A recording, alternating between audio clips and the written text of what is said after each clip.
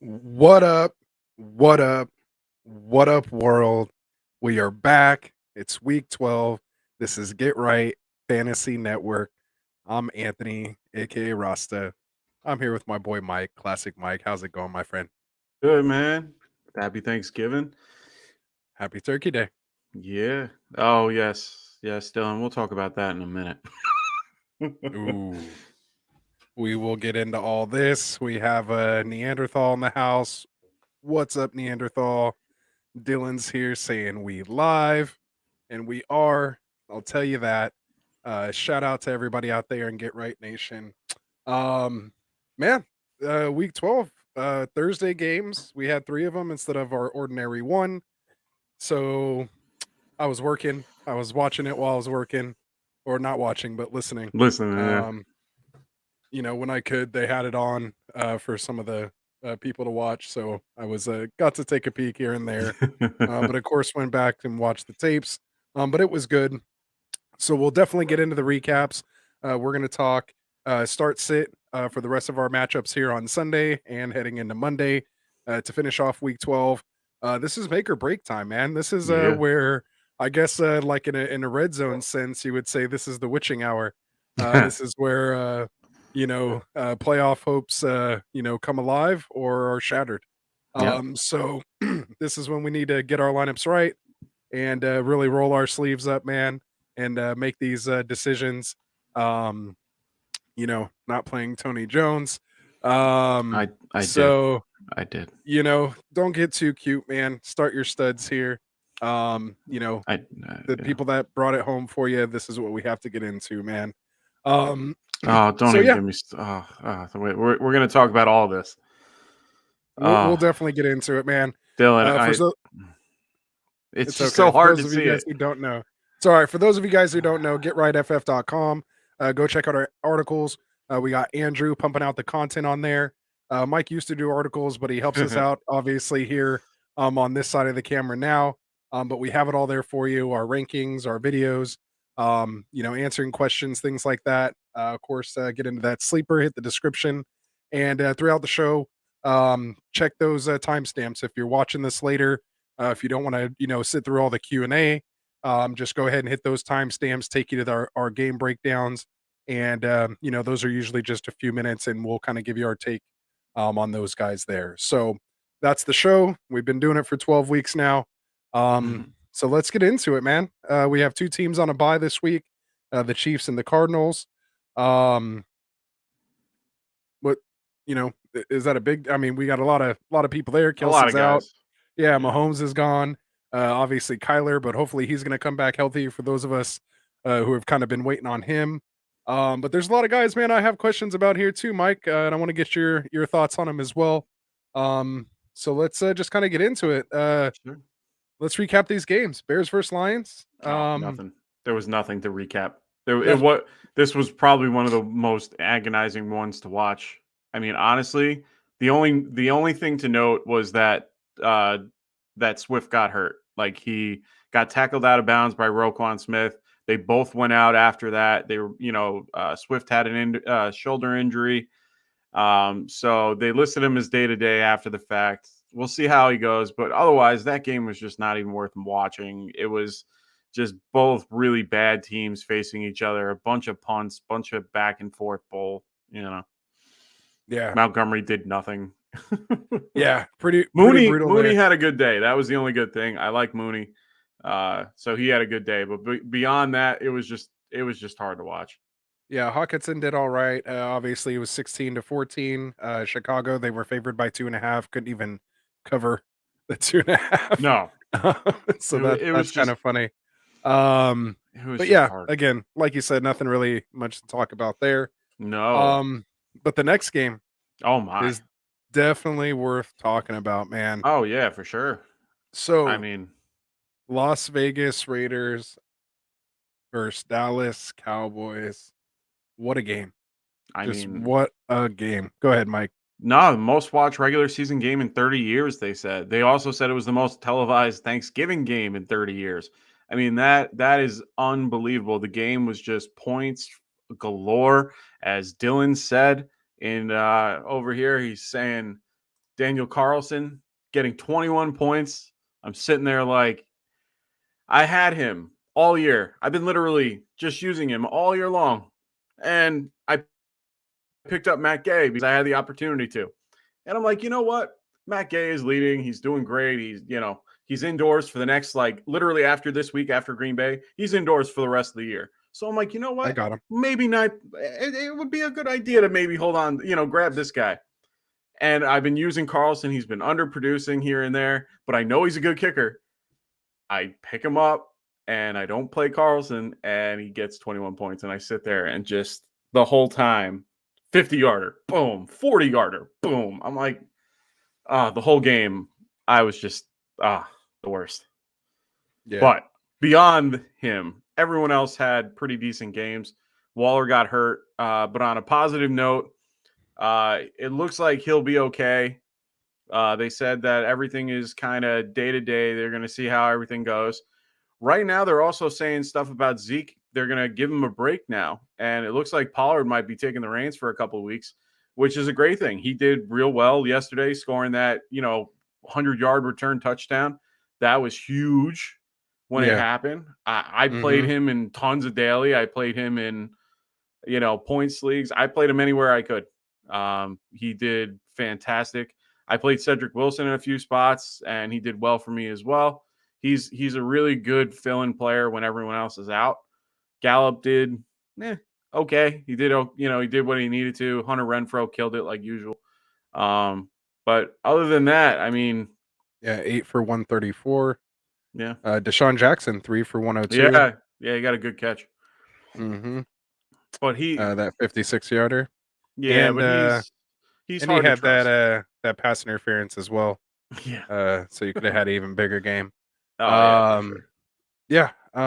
But again, I think that has a lot to do, of course, with Waller going down. Oh So yeah, for there's sure. definitely more targets, to go around. Mhm. Yeah. 10 targets for Wilson, for 104. Gallup had 106. Yep. So again, not bad there. Great. 8 targets for Zeke. Interestingly enough, Pollard goes 4 for 32. Um, Schultz, Yeah, love Dalton Schultz.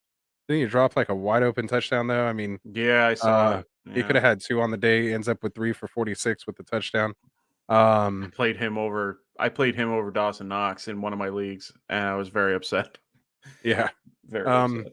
that happens. But I Sean know. McKinnon, of course, first touchdown of the game. It's some guy never even Yeah. heard Yeah. of. I hate that.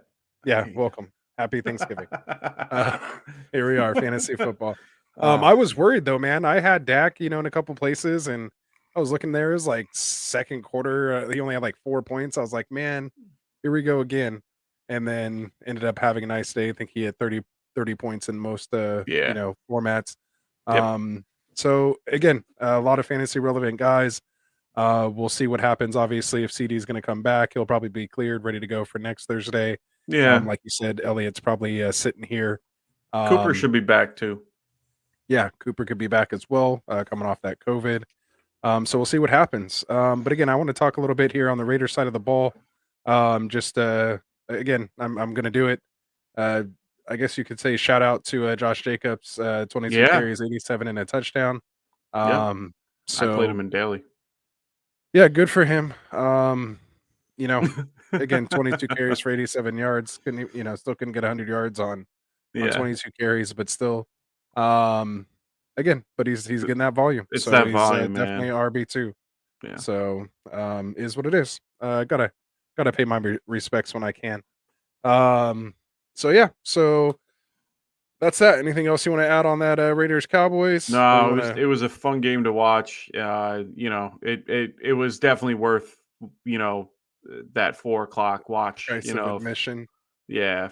So, I mean, the next game was, Bills and Saints. I mean, it was kind of like the Bears Lions, just more points, like one sided, just Yeah, very, Saints just getting steamrolled by the Bills. Allen Diggs and Knox led the way, with help from the Bills defense. I mean, Trevor Simeon didn't know what the hell he was doing back there. Traquan Smith did okay. Callaway did all right. They all did like serviceable, but they weren't, they weren't top options for you. And Tony Jones was a disappointment, even though he got the ball like almost 20 times. He barely got. Yeah, he ruined my life too because he had I think 2.7 points in half PPR. He got like 2 catches or 1 catch or something like that, but they kept running Tide Montgomery like they do with like Cordell Patterson. And I kept going, like, he's not getting anything. The Bills clearly know that if Ty is in there, they're going to just screen it every time. They did it like, I think they had like 10 different screens like the whole game. And Ty Montgomery couldn't do anything either. So, they definitely got back on the right track, their defense. So, you know, uh, it is what it is. And right now, Sanders is slowly fading from grace on the Bills side of the ball too. I mean, he's just underproducing. It's kind of funny to see because he was a really good option at the beginning of the season. Now he's, in that wide receiver 4 area where you're kind of like, I don't know anymore. So yeah. And again, just to recap, Josh Allen, 260 yards, 4 touchdowns, 2 picks. yeah, And Simeon's not even worth mentioning, no, 163, a touchdown and a pick. Um, big thing here, obviously, Bill on the Bill side of the ball, Zach Moss inactive. They yeah, wanted to get Matt Breida some run. oof, 9 Breed carries, 26 killing it. yards, only 2.9 rushing. But on the uh, receiving side, he did go 2 for 2 for 29 and a touchdown. Yeah, his So touchdown was good. yeah, so the touchdown saved the day there.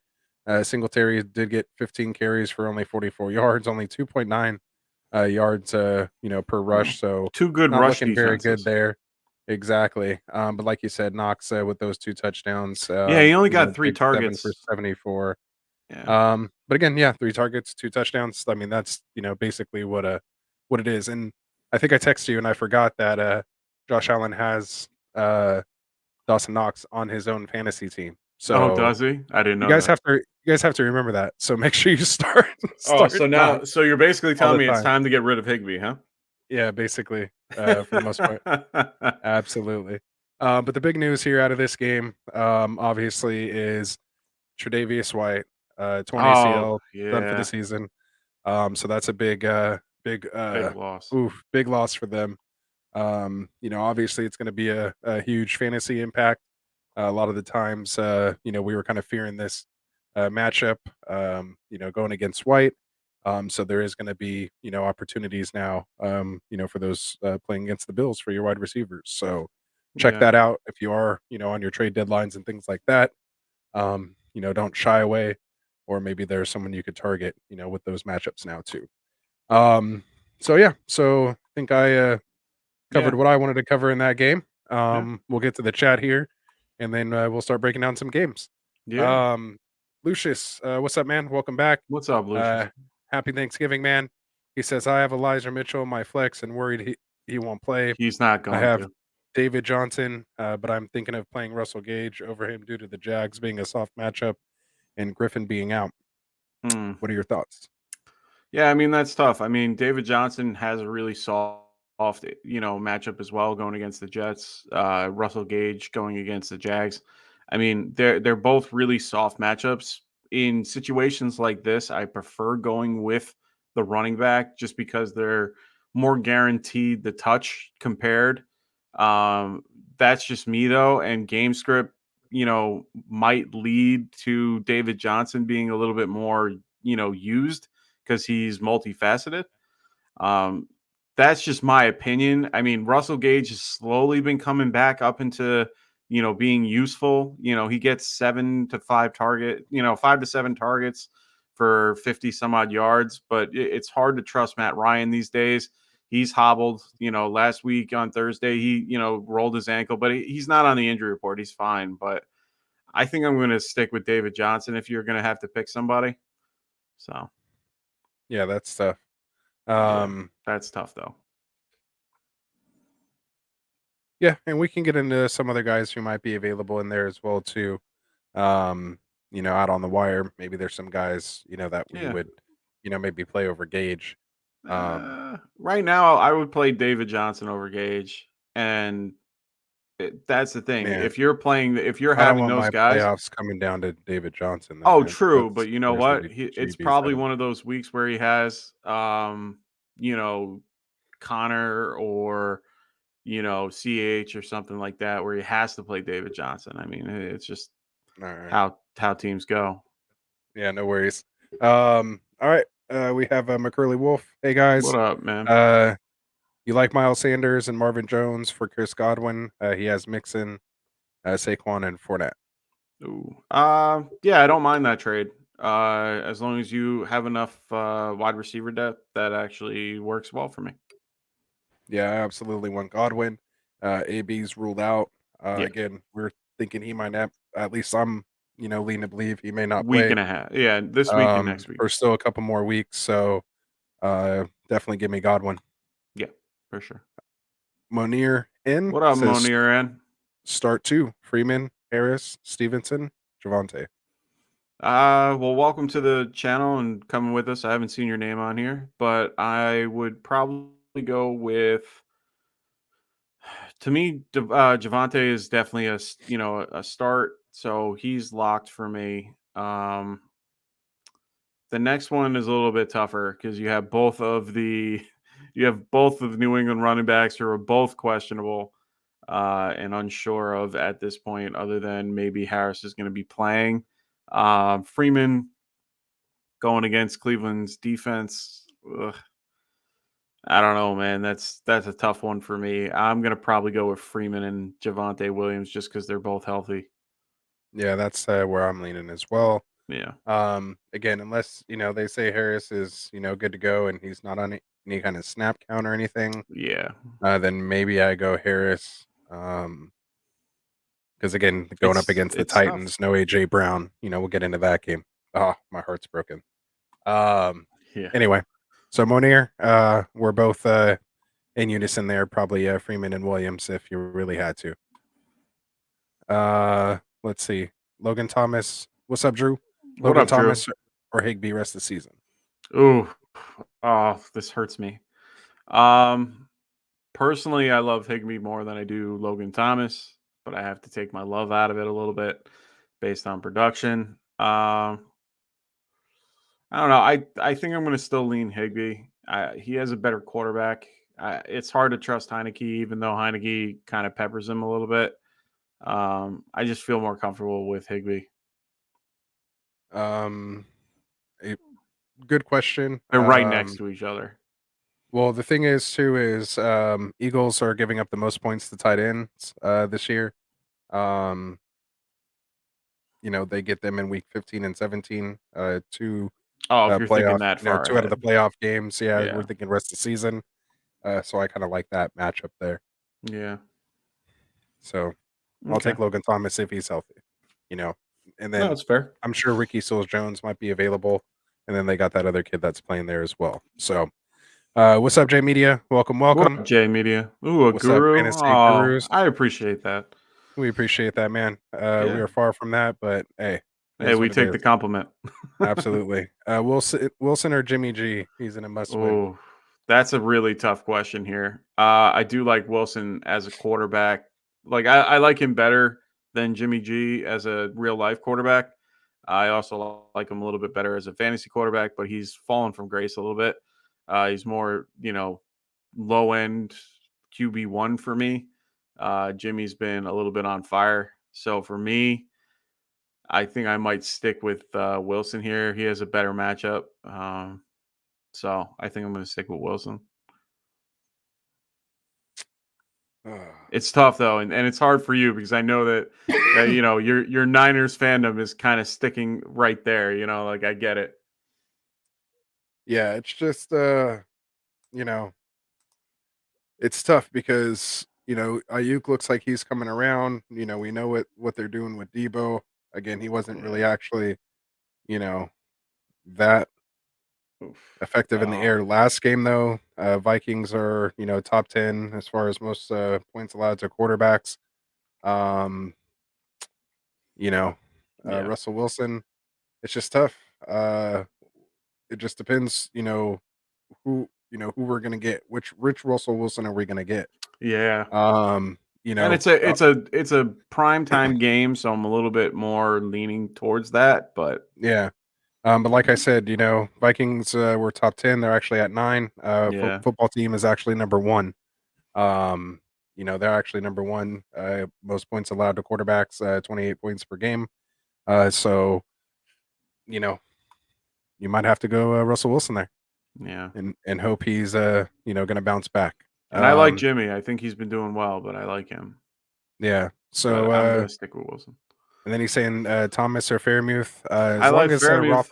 As long as Roethlisberger's playing, I'll go Fairmouth. Yeah. Especially with Ebron being out, Ebron will be out. Yeah. and so I'll definitely go there. Ooh. Kendrick Bourne says, Well, or J Jay Media says Media. Kendrick Bourne versus Tennessee, or Rashad Bateman versus Cleveland. That's a tough one, man. I Kendrick Bourne is a little bit lower on the totem pole, but he's been doing well lately. I think you have to kind of stick with the fire here and go with Rashad Bateman a little bit. I mean, he's been doing well. He'll have Lamar back, so it's not like he has Huntley thrown to him.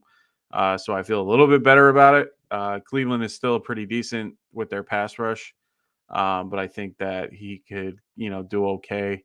I know Tennessee's matchup is nice, but it's hard to trust Mac Jones, who is, they're throwing that West Coast offense that doesn't get a lot of points. It's a lot of underneath, a lot of cover two, where, the other team's playing cover two and keeping it underneath. So, for me, it's, I like Rashad Bateman a little bit. Yeah, I'm gonna go Rashad Bateman as well.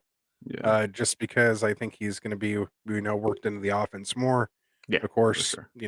he could Bourne could get a couple glitches here and there. But again, just is what it is. Um, let's see. Yeah, So you're you want to good. get into our Yeah, let's see our breakdowns. sure. What do we got here? First game, we have Pittsburgh Steelers at Cincinnati Bengals. We have the Bengals favored by 3.5. A 44.5 point over under. Cincinnati Bengals are sitting at 6-4. Pittsburgh Steelers sitting at 5-4. Um, tell us what's going on in this game, Mike. Who we starting? Who we sitting? Yeah, I mean, since he's coming off the win versus the Raiders last week, and the Steelers are coming off a really close loss to the Chargers, both have been doing pretty well, considering. Only notable injuries are Eric Ebron, who we just talked about. He will be out. So for this, this is definitely more of a Pat Freiermuth type game. I'm starting him. I'm starting Najee or Deontay Johnson. Both have been doing good. I'm still in between on Chase Claypool. He does well here and there every week. It's just hard to tell when his good and bad weeks are. This might be one of them, just because of the Cincinnati D. So I might be a little bit more inclined to do that. On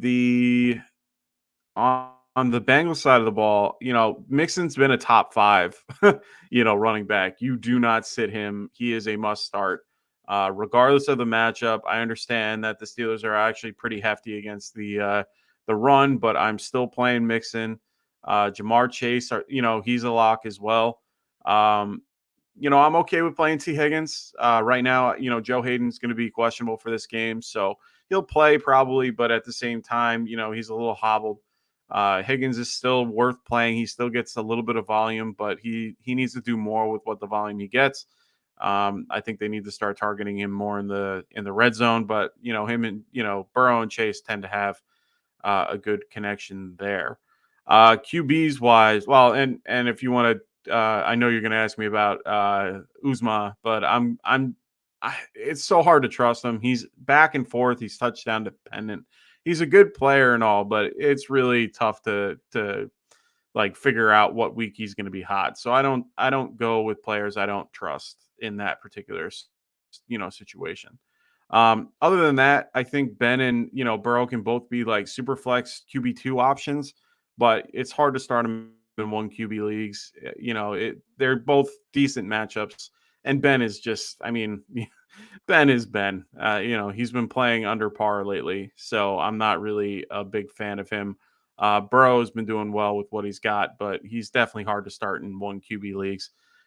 They both need the win here. I mean, they're both at the top of their division right now. They're both trying to, get this. They're trying to get this win. I mean, this is a huge divisional matchup.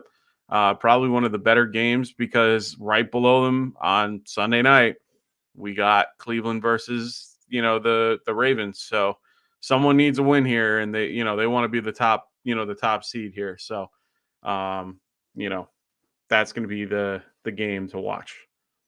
All right. And did you mention Claypool here? Any James Yeah, Washington?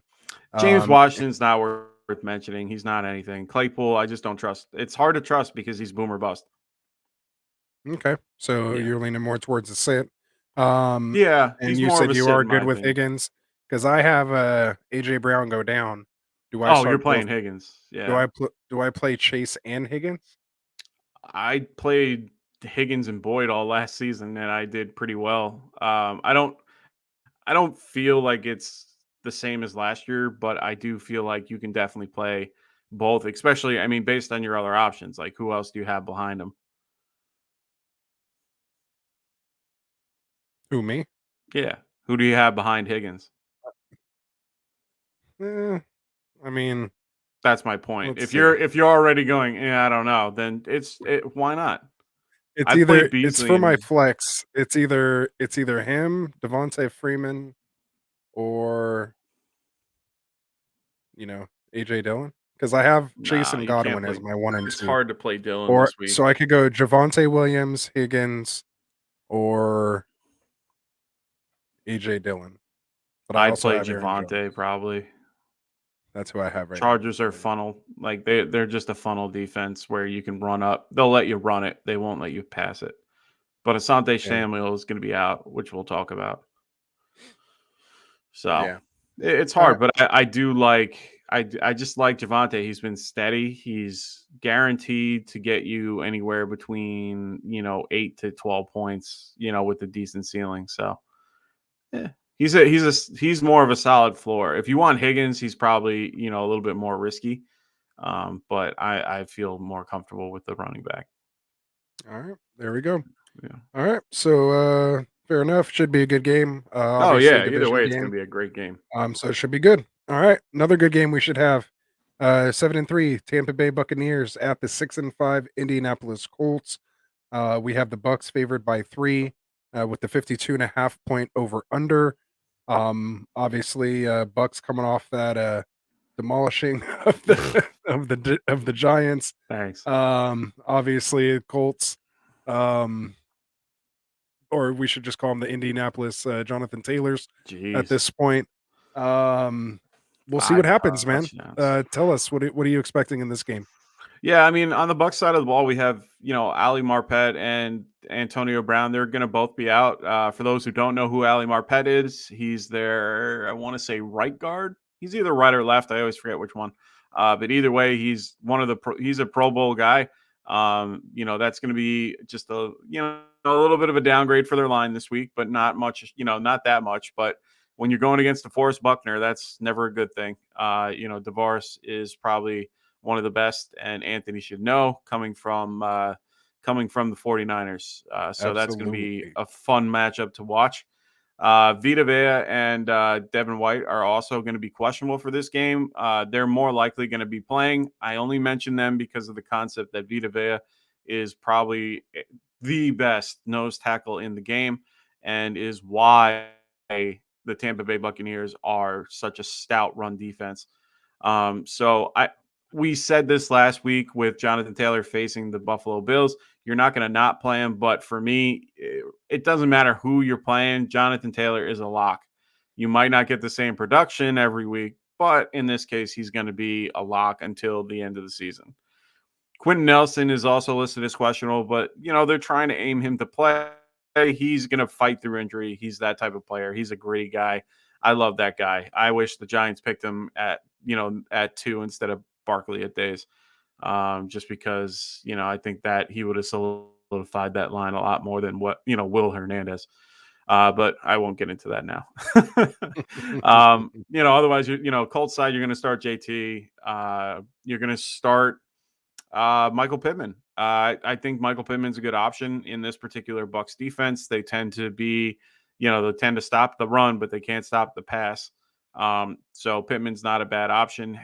Hilton's so hard to gauge. I just can't do it. Don't ask me because I hate him. Pascal, Pascal's the only guy that I like after him, but that's if you're that shallow at wide receiver. I'm not starting the tight ends. Mo Alley Cox and Jack Doyle just are hard to, they're hard to gauge. They're great players. They're just hard to gauge. Carson Wentz is more of a, super flex QB2 starter, in my opinion. You could probably play him, but it's going to be a tough matchup for him. So that's why he's so low for me. For the Bucs, you're starting Fournette, you're starting Mike Evans, you're starting Chris Godwin, and you're probably going to start Gronk too. I mean, and Brady. There's just, you can't not start these guys. So you're better off going with it. Thoughts Ronald on Mike Evans? Thoughts Yeah, on Mike Evans is fine. Yeah, I said Evans. Is he? You think he's playing? Yeah. Oh yeah. No, there's nothing about him. I thought Did he you was think he was questionable. hurt? Even if he's questionable, he's going to play. There's no. He has no tag. He has no tag. He Okay. full participant yesterday. He's fine.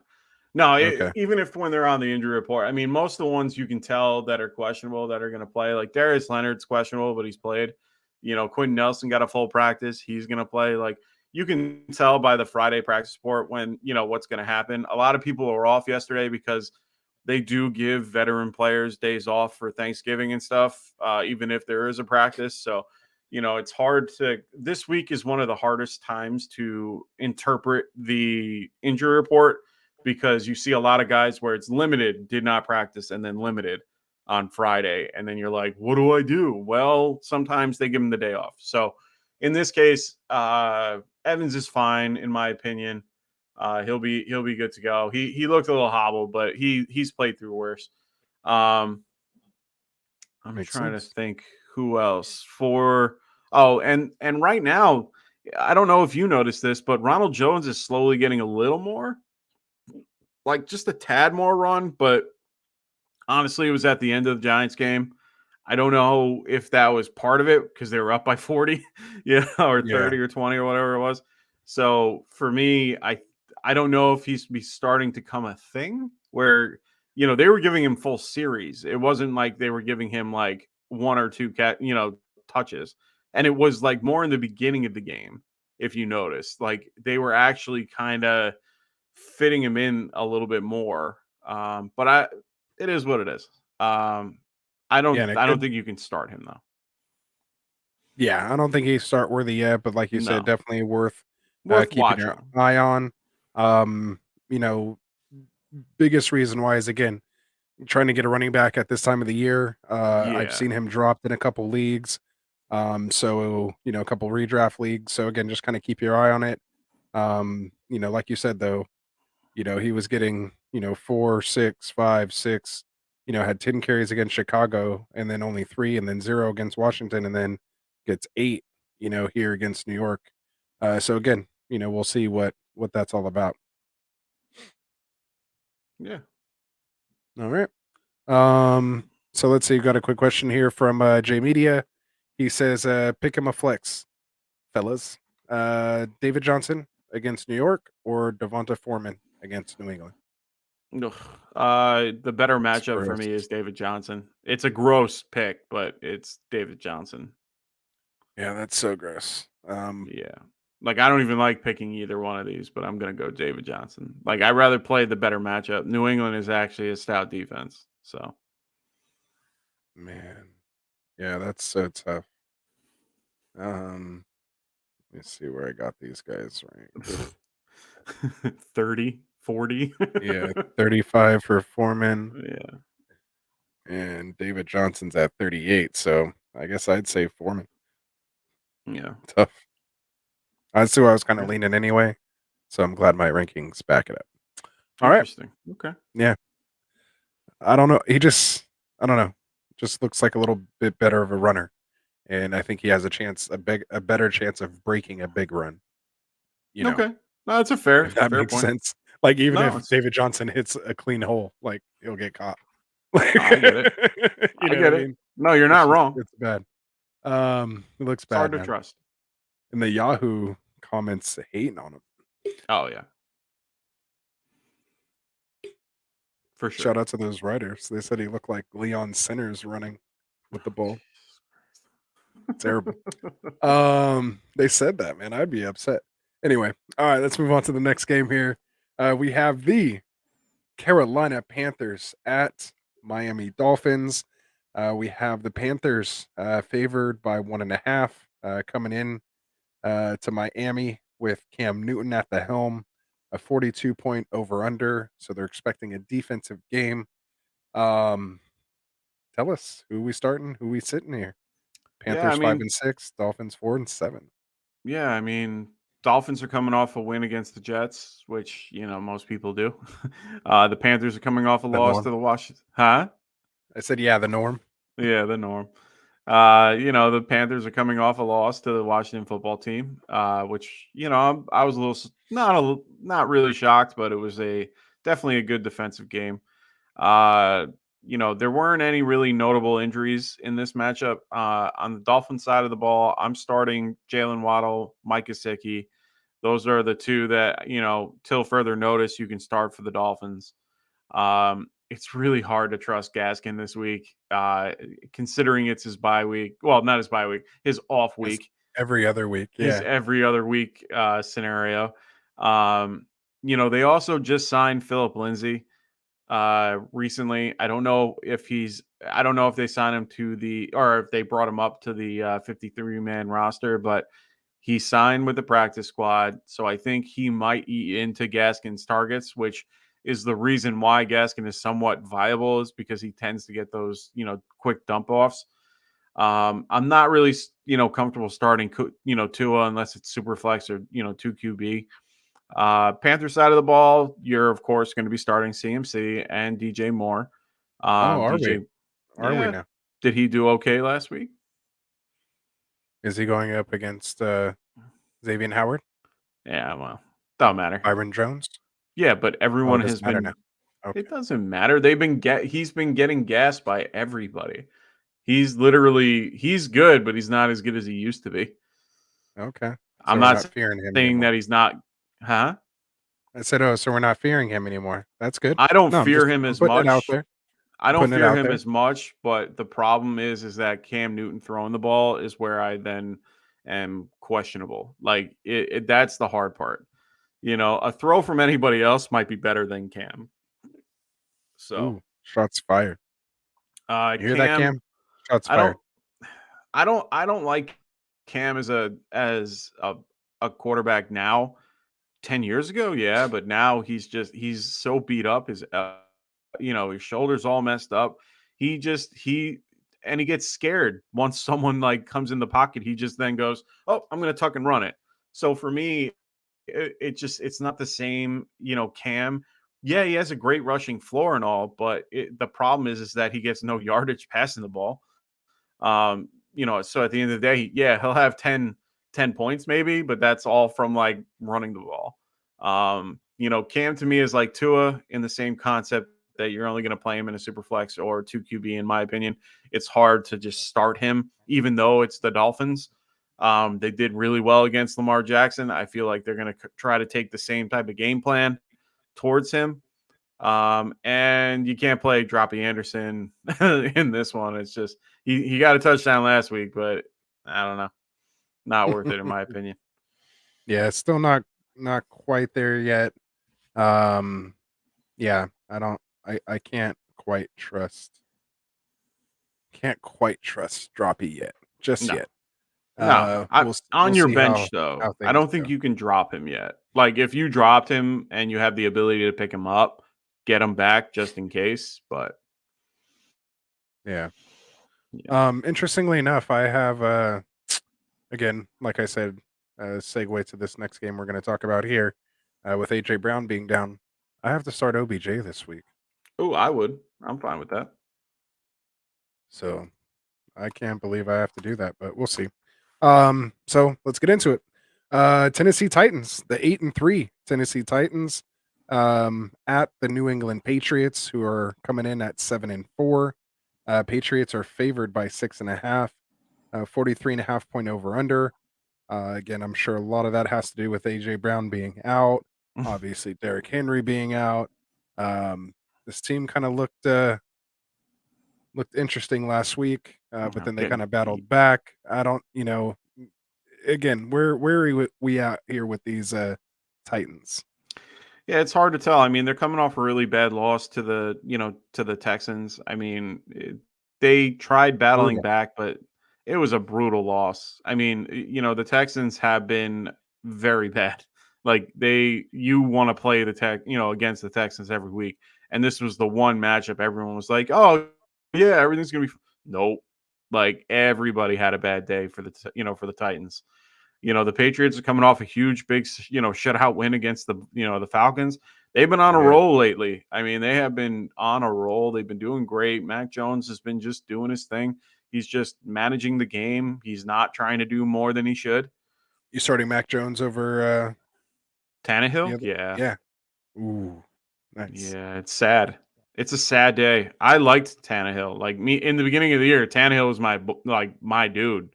Like him and Stafford were my two guys that I drafted everywhere.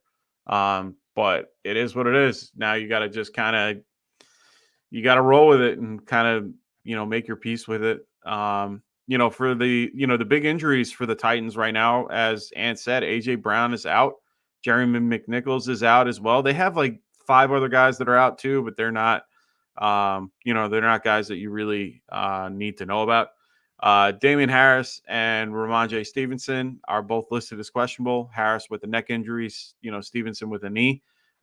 Both should be okay to play. They haven't really said anything much about it. Patriots are weird with their injury reports. They list everybody as questionable regardless. So at this point, you got to kind of see what happens. Thankfully, it's a 1:00 game and you'll know ahead of time. The best way I can tell you is keep an eye on the transactions and who they move up, who they don't. That's kind of a big indicator in some situations. Hmm. In this You have to game. tune in for Sunday for those Stevenson Harris questions. Oh, for Sunday sure. morning.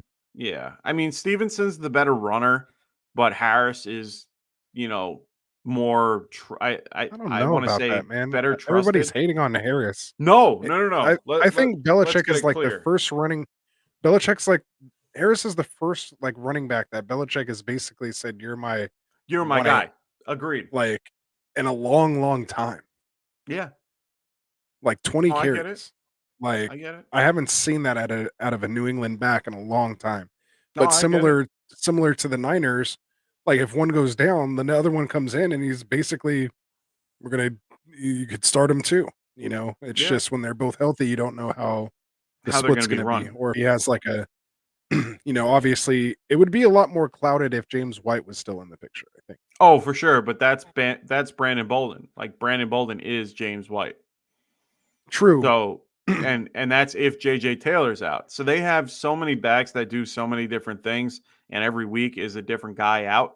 So you got to just pay attention on Sunday morning and find out who is in, who's out, and then you can kind of get a better idea of what their game plan is against the Titans. Titans are actually pretty decent against the run. They have a really good front line that's good at swallowing up the run. So they might be a little bit more pass heavy. So maybe Ramondre Stevenson will be out this game, and then they're going to be playing more JJ Taylor and Brandon Bolden with Damian. We don't know. We won't know until game time. So we'll have to wait and see for that. So it's hard to pick, that side of the ball. For the Titans, this is where it becomes a little bit more tricky, and it's only because the last few weeks, Adrian Peterson no longer there. He's gone. They picked up Mhm. Dontrell Hilliard, did real well. Had what, 18 targets? Was it? Or 10 targets or something like that. He had a ridiculous amount of targets Yeah, last 8 week. catches. 8 Yeah. catches for 10 targets. That's what it was. He's not a bad play. He was really good when he was in Cleveland. I don't see him as a bad option. He's going to be splitting carries with Freeman. Foreman. I'm sorry, Foreman.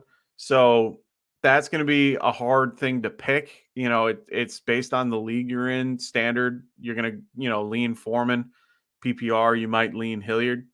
And then for wide receivers, now that AJ Brown's out, there's not much behind him. So who do you trust? Well, I think Nick Westbrook, I can never say his last name, so don't. I think it's like a Kenny or something like that. I Something don't know. like that. So I apologize there, McKinney? Nick. But Nick Westbrook is an option. Uh, one thing that I've noticed, I don't know how I feel about, Des Fitzpatrick or Chester Rogers, but they're involved as well. So those are guys to think about moving, the next few weeks. If, AJ Brown's out, they might emerge. So they're definitely someone to keep an eye on. I'm not playing Tannehill. I'm not playing Ferkshire. Just not worth my time. So would you play Nick Westbrook or OBJ? Oh, OBJ. Better Really? offense, Okay. better passing offense. Yeah, Nick Westbrook coming off 7 receptions on 8 targets for I don't 107 care. yards. I So you think rather he'll, play. I and that rather was with play. AJ Brown in and out. AJ Brown's going to be completely gone now.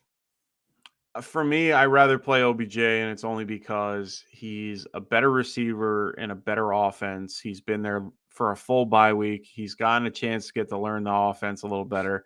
He can get a better communication with Hopefully he Stafford. was eating lunch with Stafford Yeah, too with yeah, that's what they were Cooper Kupp. saying. Like, hopefully, he's having some type of sit down with him. But what we don't know, we don't know. But at this point, I I think he's a more trusted receiver because we don't know anything about Westbrook. Doesn't mean that he's not a good receiver. It just means it's. I rather go with what I know, and OBJ is more proven than Westbrook, in my opinion. And then So Tannehill or Bridgewater? Bridgewater Tannehill or Tua? to Tannehill or Danny Dimes? ugh, um, neither. Tanne, Tannehill or Tyrod? uh, Tyrod Taylor Tyrod. against the Jets. I like Tyrod. Of those guys, Bridgewater to Taylor, who are you going with? Tyrod. Interesting. All right, Yeah. we're gonna have to talk offline. I have decisions to make. All right, so let's get into this next game, man. Let's do it. We have the Philadelphia Eagles at the New York Giants. Your New York Giants, New Yeah. York Football Giants. At that, Eagles coming in at 5-6. We have your New York Giants coming in at 3-7. They won Eagles 3. favored. Yeah, they've won 3. Eagles favored by 3.5. We have a 45.5 point over under. So tell me about it, man. What do you expect in this division game? Yeah, unfortunately for me being a Giants fan, I'm just they came off a really embarrassing loss to the Bucks. Their linemen got their only touchdown of the year, and none of their receivers do. So yay!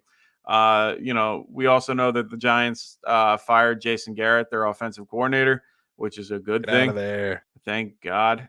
Freddie Kitchens is going to be running the offense, so I don't know if that's better. You're taking 2 washed up head coaches trying to run the OC position. So it is what it is. We'll see what happens there. Eagles are winning. They had a big win versus the Saints, so for them, they're coming in hot. On the Eagles side of the ball, Jordan Howard will be the only guy out in this particular matchup. On the Giants side, unfortunately, they won't have Kadarius Toney. He is listed as doubtful. Sterling Shepard and Caden Smith will also be out of this particular game. On the Eagles side of the ball, starting wise, right now, Jalen Hurts, it's so hard saying it. He's a must start, and he's a must start every single week. He is top 6 every week at the QB position, regardless of watching the game. He is the worst football quarterback that I've ever seen in real life, but he is one of the best fantasy quarterbacks in the league because of his rushing floor. So if you have him, play him. You'll be fine. Miles Sanders coming back from injury did well last week, even against the Saints. So Miles Sanders is a play. So is Dallas Goedert. Devontae Smith, load him up. Let everybody have fun. Jalen Reagor, just not worth trusting. Kenneth Gainwell was a healthy scratch last week. Could be active for this game because of Howard being out, but I'm still not trusting, the second running backs or third running backs in that scenario. Giants side of the ball, it's so hard to trust anybody anymore. Saquon, you're gonna play. No one feels good about it anymore, but you're gonna be playing Saquon. What? I can't feel good about Saquon. It feels so bad. Like, I don't even feel comfortable playing him, but I have to. Hmm. Like, he didn't do well last week. They kept, rotating him in. Booker looked like the better running back. I know he's he's still kind of coming back and trying to get his feet wet, but he's supposed to be an elite athlete that could do that. So I'm just getting fed up with it at this point. But that's just the fan in me. Kenny Galladay, this might be his feature game, and it's only because, Wait, hold on. So yeah. Sufyan Malik says he got offered Saquon and Anthony for Mike and Frank. I think you have to go with myself and Saquon there because at least one of those players is actually going to put up points in the NFL this week. Yeah, So fair I'll take the point. Saquon and Ross the side. Go ahead. Yeah, so I guess you I had should to take throw that that out trade. there. That was Jesus. funny. No, I guess don't take that trade because apparently I'm the worst.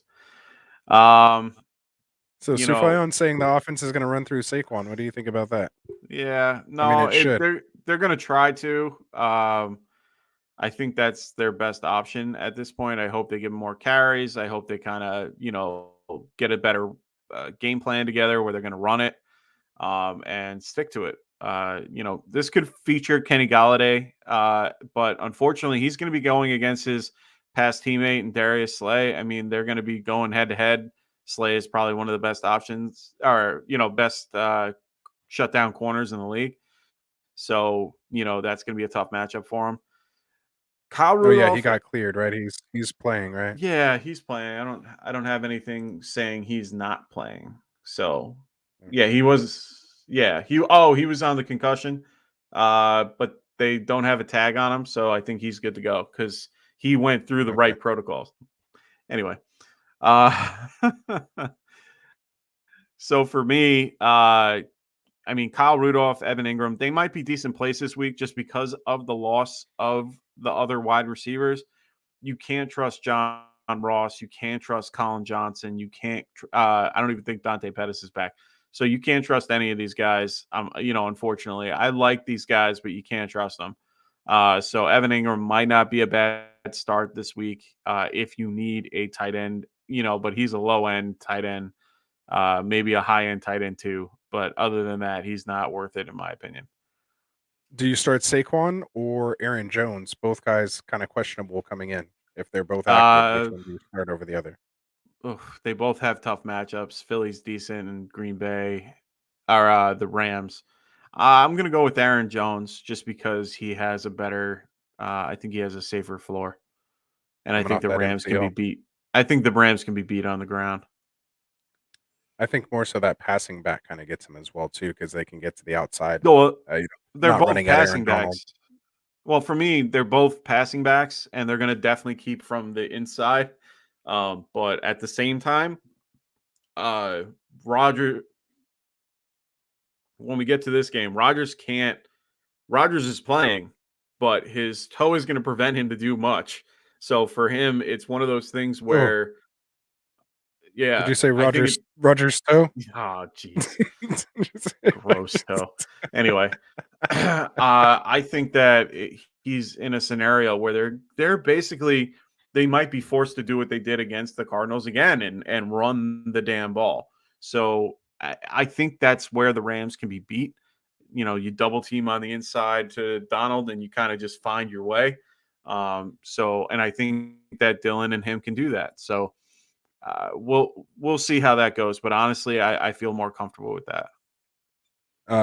Miles Sanders, a guy from this game, or Miles Gaskin, battle of the Miles. Which Miles do you Yeah, start? well, based on the statistics of Miles Gaskin and how he is on the off week, I'm basically going to stick with Sanders. And I think Giants aren't that great against the run. They can stop it here and there, but there's days where they can let up a lot of points to the running back. So I'm going to stick with Sanders. There it is. Yeah. Sufjan saying LMAO. Rogers still gonna get him to act up, man. So we got Ah, jeez, so Rogers is still gross. on there. That's for all you few people out there. Uh, Oh there it is. God, A you're going to couple start getting questions people here. calling you. What do you think about the Waller situation, Dylan? I He's think we did fine. talk about that when we were talking about it. Yeah, I think he's fine. MRI Yeah, they came said back he's day to negative. day. He, Didn't have like some hairline something or another, but yeah, it's nothing like serious. I'm bringing up my report on him that I did this morning. I mean, he had something. Okay, here it is. No major damage to Darren Waller's knee coming off the MRI. Uncertain whether he will miss time, but feeling he is fine.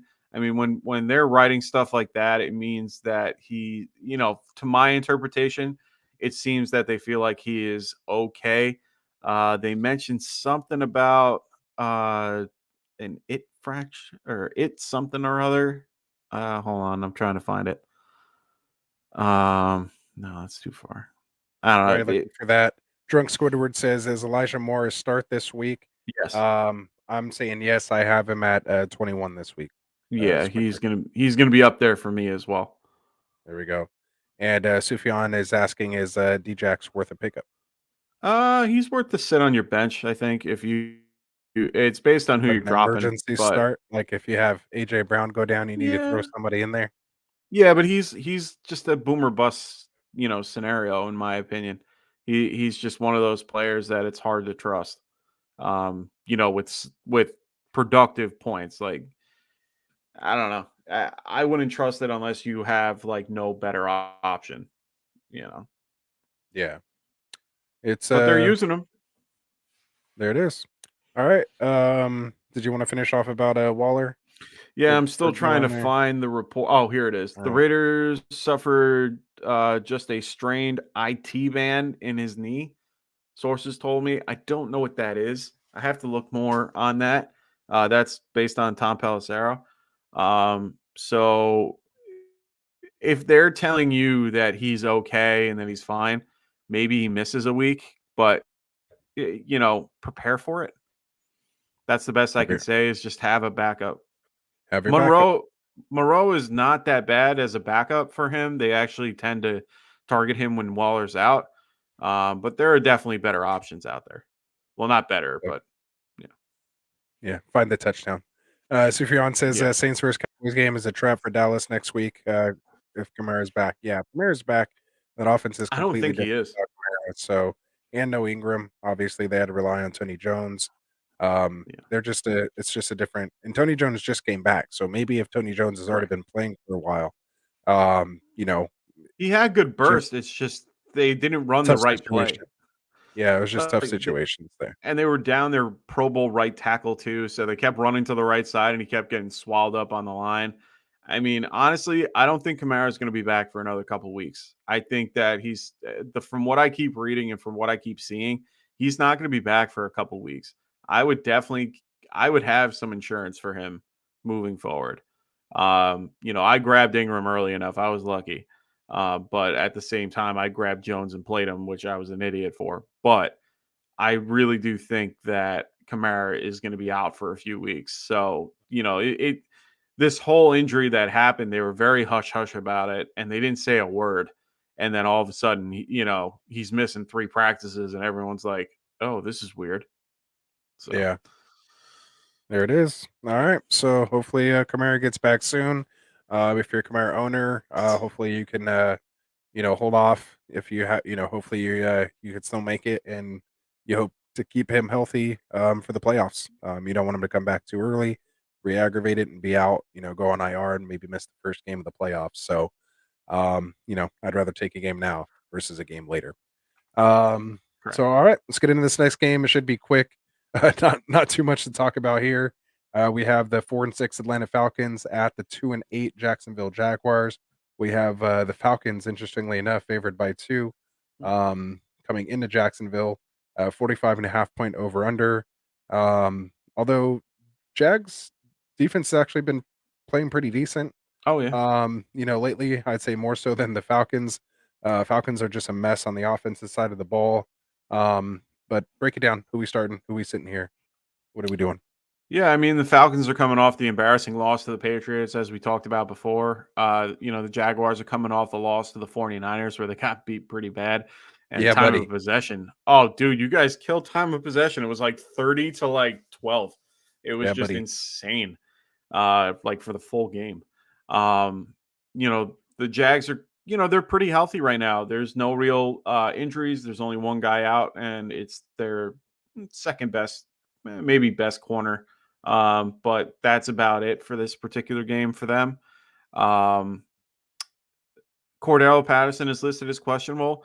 This is a really hard injury to talk about because they keep labeling it as high ankle. He was limited Wednesday, Thursday, and Friday, so he's trending in the right direction. It seems like he will play. If he does play, I'm playing him. He's a very good, you know, uh, he's a good running back and wide receiver. So I don't feel like I can't play him. It's definitely something that you have to check in on Wednesday, or not on Wednesday, on Sunday with us. Sunday morning when we're here, we'll definitely let you guys know ahead of time if he's going to be in or out. On the Jaguar, I don't think you can even play anyone else on the Falcon side.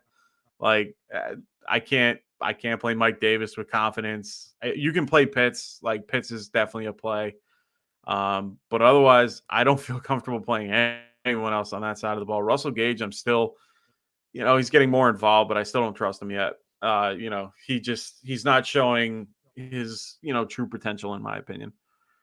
Raiders, or not the Raiders, the Jaguars side of the ball. I'm going to start James Robinson. He seems to be a sneaky top 12 like every week. Like he'll just sneak in there with a touchdown. It's not easy to watch because I hate the way that Urban Meyer uses him. It's annoying. But since the Jags lost Jamal Agnew, I don't know if it's clear who's going to take that role.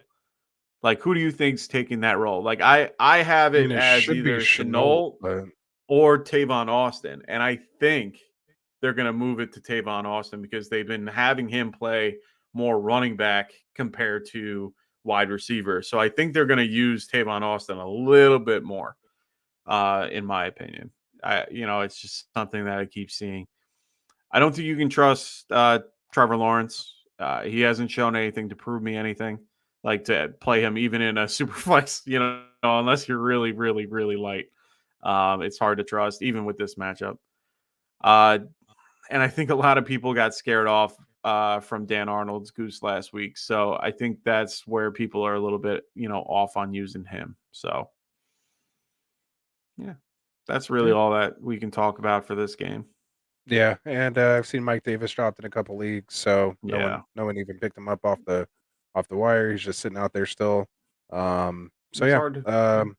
Matt Ryan or Tannehill. Ugh, that's a bad one. I have both of them in one league. um, Disgusting. it is disgusting. If I had to pick somebody, it would be Matt Ryan. Ugh. Yeah, All right. yeah. Just more Um, proven, better weapons, I guess. you're taking 2 over both of those guys Yeah, and Bridgewater yeah, and Tyrod. yeah. I like Still Tyrod. Tyrod. Still Yeah. Tyrod out of all those guys, huh? I like Tyrod because of the matchup. When you're going Against the against the Jets. Jets, anyone's good. All right, there it is. Speaking of which, perfect segue. You Yeah. like how I did that, huh? Yeah. Like how I did that, huh? That's I pretty smooth, love huh? it. I love it. We're getting better here. We're getting better. I know, right? The New York Football Jets Oh, at no. Don't speak of it in that particular way. Like, I get what you're doing here, but come on. Do it I had right. to get you. I had to get you there.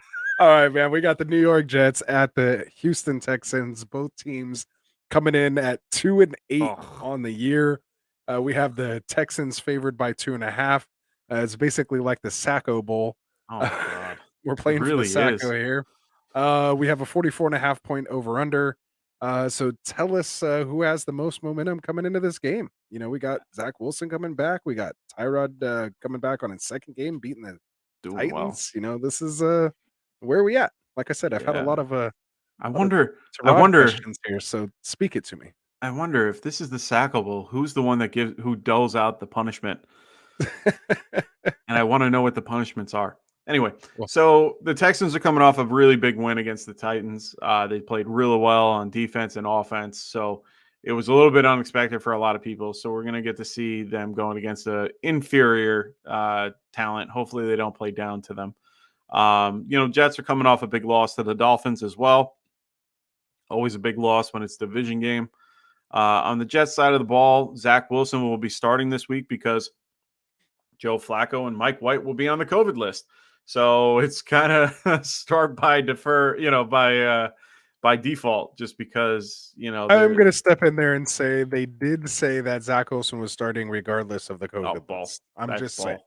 That's absolute bull. I'm just saying If they said you it. believe that, I didn't say you had to believe it or not. I'm just I don't saying, believe it. just I just don't believe. you I know, don't believe so that people your. know we have our sources, you know. Yeah, You don't have to believe it, but it was my said. source said that it was a default option. Anyway, and I get all the New York news. Anyway, so so Michael Carter is also going to be out, unfortunately, for the Jets. So they're going to be limited to Ty Johnson and Tevin Coleman. So we'll see how that goes. Corey Davis is also listed as questionable. On the Texan side of the ball, no one's out. No one's really worth mentioning. So they're going to be pretty healthy coming into this particular matchup. So on the Jets side of the ball, with Wilson playing, for me, it's just harder to trust the wide receivers. If I had to pick, Elijah Moore is the best option for sure. Corey Davis is another option as well. He tends to do well with Zach Wilson playing. So I don't know if you can trust him, but he's kind of like a break the glass. You have no other choice, like wide receiver top. He's in like the high wide receiver 4. Where if you have, no one else, you could probably play him. Like your AJ Brown scenario, I would probably play Corey Davis if you had him on your bench. He's worth a try. Houston's still not that great against, anything. They're not a great defense, but, you know, we saw different last week, against the Titans. It's really hard to trust these running backs. If I had to pick one, maybe Ty Johnson. He just catches the ball out of the Ty outfit. Johnson, he only had one catch last week and only had one carry. Oof. Coleman outcarried him 5-1, Really? and also Five to had one one? target. Yeah, they didn't run very much I was gonna last game, say but they didn't do yeah, much that game. I'm still it's stick. just interesting. I It was just is. looking that up, I don't like that. I but don't. you don't I want to just. start I'm any not. of these guys. Honestly, if you're not I'm starting sitting any these of these guys. guys, if you had to put a gun to my head to pick one of the two, just pull the trigger. Just do it. Just end Put me end out of it my there. misery. Yeah.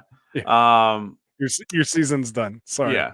Yeah. If you're Oh making yeah. this choice, your season's done. Um, on the Texans side of the ball, I really do like Tyrod here. I think he has been coming into his own after coming back. He looks good in the red zone. Honestly, I think he's a good option. I think Brandon Cooks, you can pair him with him. I think he's good. And what we talked about before, this is a hard decision to make. They've been running Dontrell Hilliard, David Johnson, Rex Eight Burkhead. catches, 8 Huh? catches, 10 targets, Who? only 5 carries. Hilliard. Oh, Hilliard, yeah. And then David Johnson's been the one running it, splitting carries with Rex Burkhead. It's like I'm not sure who I would pick for you here if you're picking from this particular group of people. I think that what this last year has proved is that you can pretty much play any option against the Jets and they're okay. But I don't know who's the better volume guy here. Well, Burkhead. the only thing promising is David Johnson never had more than 7 carries in a game up until, they get rid of Ingram, and now he gets 13 this last game. Well, that's So, good. but he only went for 18 yards. I mean, that's a Yeah. 1.4 yard average. He did have 3 catches on 4 targets for 16 yards, but I mean, he's just not producing. Like, the No, I volume's not mean, even producing even when he does get the volume. So, again, last I'm week. I'm trying to stay away from this backfield as well. Yeah, I agree. Last week, David Johnson had 35%, 35 snaps compared to Rex Burkhead's 27. So uh, I honestly, mean, we have to go you Johnson over. would have to go Johnson, and then I'm looking at because they put Dontrell Hilliard in a different spot, uh, but they didn't list how many snaps he took, which doesn't mean that he didn't have any. It's just hard to find in stats because he was like a weird pickup. So honestly, Johnson's the better option, but Oh, I guess Burkhead got 18 carries for 40 yards yeah, in week 11 against the Titans. So, I guess maybe you do go, Burkhead isn't a Burkhead. bad option. Honestly, if you have He to. just had no targets in the last 2 games. Well, because the funny thing is in New England, he was the pass catcher, and then they are converting him. Yeah, I agree with exactly what Dustin is saying. Football is broke this year. Just There it it is. doesn't make sense. 2-8 teams are beating 8-1 teams. Like it's just I don't get it. Yeah. Well, you have a fake 8-3 team that they were 8-3 when AJ Brown, Julio, and Henry Yeah, were all healthy. yeah. It's different. We're No, late in I the get it. season now. I get it. And that's why you don't want to be first in your fantasy league either. It's the same kind of Oh thing. You God. start getting hurt and then Yeah. start I always falling like down. finishing fourth because in my league for the last 7 out of 8 years, fourth place has actually won the championship. There it That is. is insane. It's an insane stat to look up. Like I actually went all like through the history and saw that, and I just never understood how that worked. And it was only 1 year that first place won the whole thing, Yeah, and it was just incredible. that's what it is. Drunk Squidward saying Zach Wilson scares me. I would need to feel more comfortable with Joe Flacco as QB for Elijah Moore. I So agree. I don't yeah, disagree with that point. It's just one of those things where Moore's been on fire, and it's hard not to play someone that's been on fire. So yep. Sufaun says if Washington beats Seattle and the Raiders, which is possible, and Dallas loses against New Orleans, Week 14 will be for the division lead. oh, that would be cool. So That would be fun to watch. interesting. Um, yeah, very interesting. So we'll see how that works out. So yeah, we're doing good. Let's get into our next game here. Oh Keep my the god. questions coming if you guys have anything. We have the Los Angeles Chargers at the Denver Broncos, Mile High Stadium. 6-4 Chargers, 5-5 Broncos division game. Chargers favored by only 3. Coming into the Mile High, 47.5 point over under. What's going on here? What are we doing? Who we starting? Who we sitting? Yeah, Chargers coming off of a loss to the Steelers. It was a really close game, really good game, back and forth, a lot of points. The Broncos are coming off a bye week this week, so that's big for them coming in a little healthy. They're only down 2 guys, none that are fantasy relevant, but Bobby Massey, their right tackle, and their safety Kareem Jackson are both going to be out for this game. Which otherwise, they're coming in really healthy. On the Chargers side, they're going to be out Asante Samuel Jr., their first round draft pick, their corner. That's kind of a big blow to their secondary.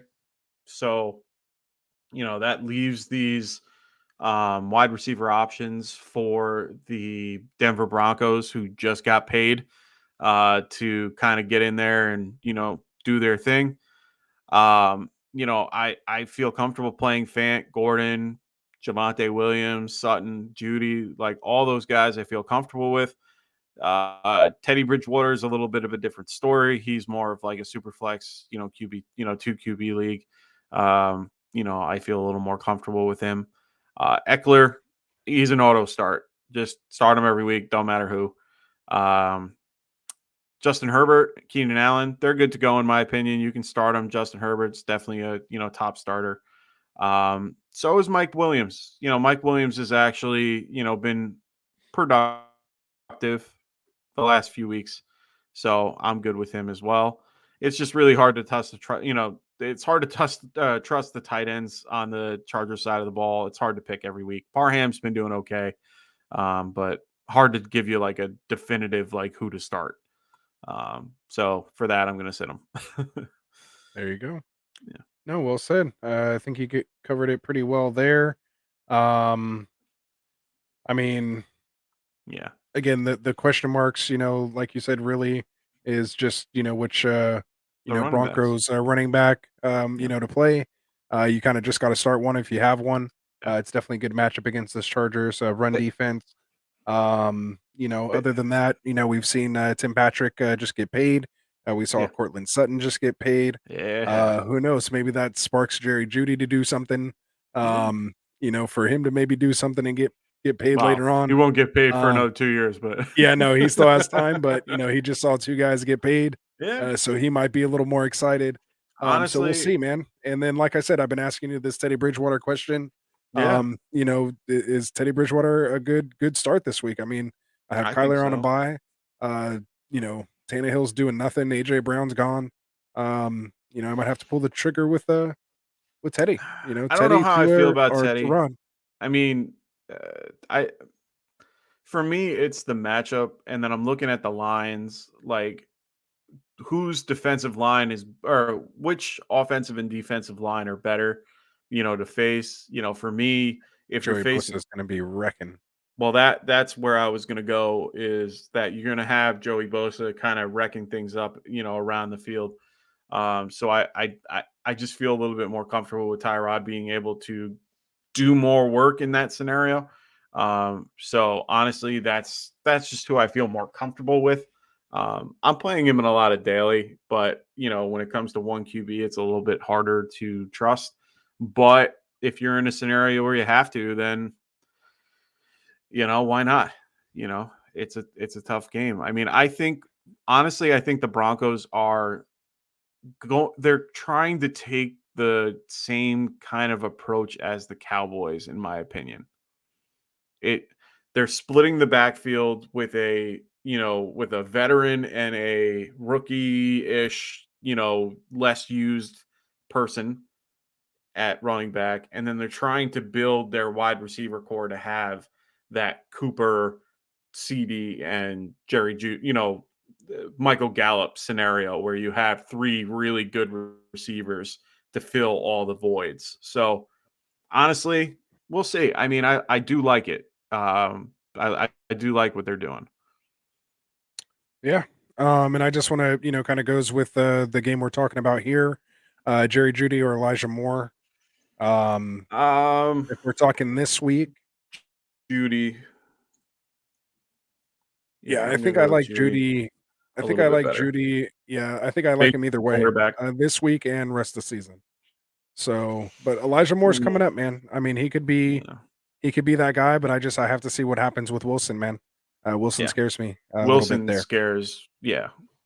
Yeah. Absolutely. So we'll get caught up on a couple chats here. Unless there's anything else you want to add on that game. Nope.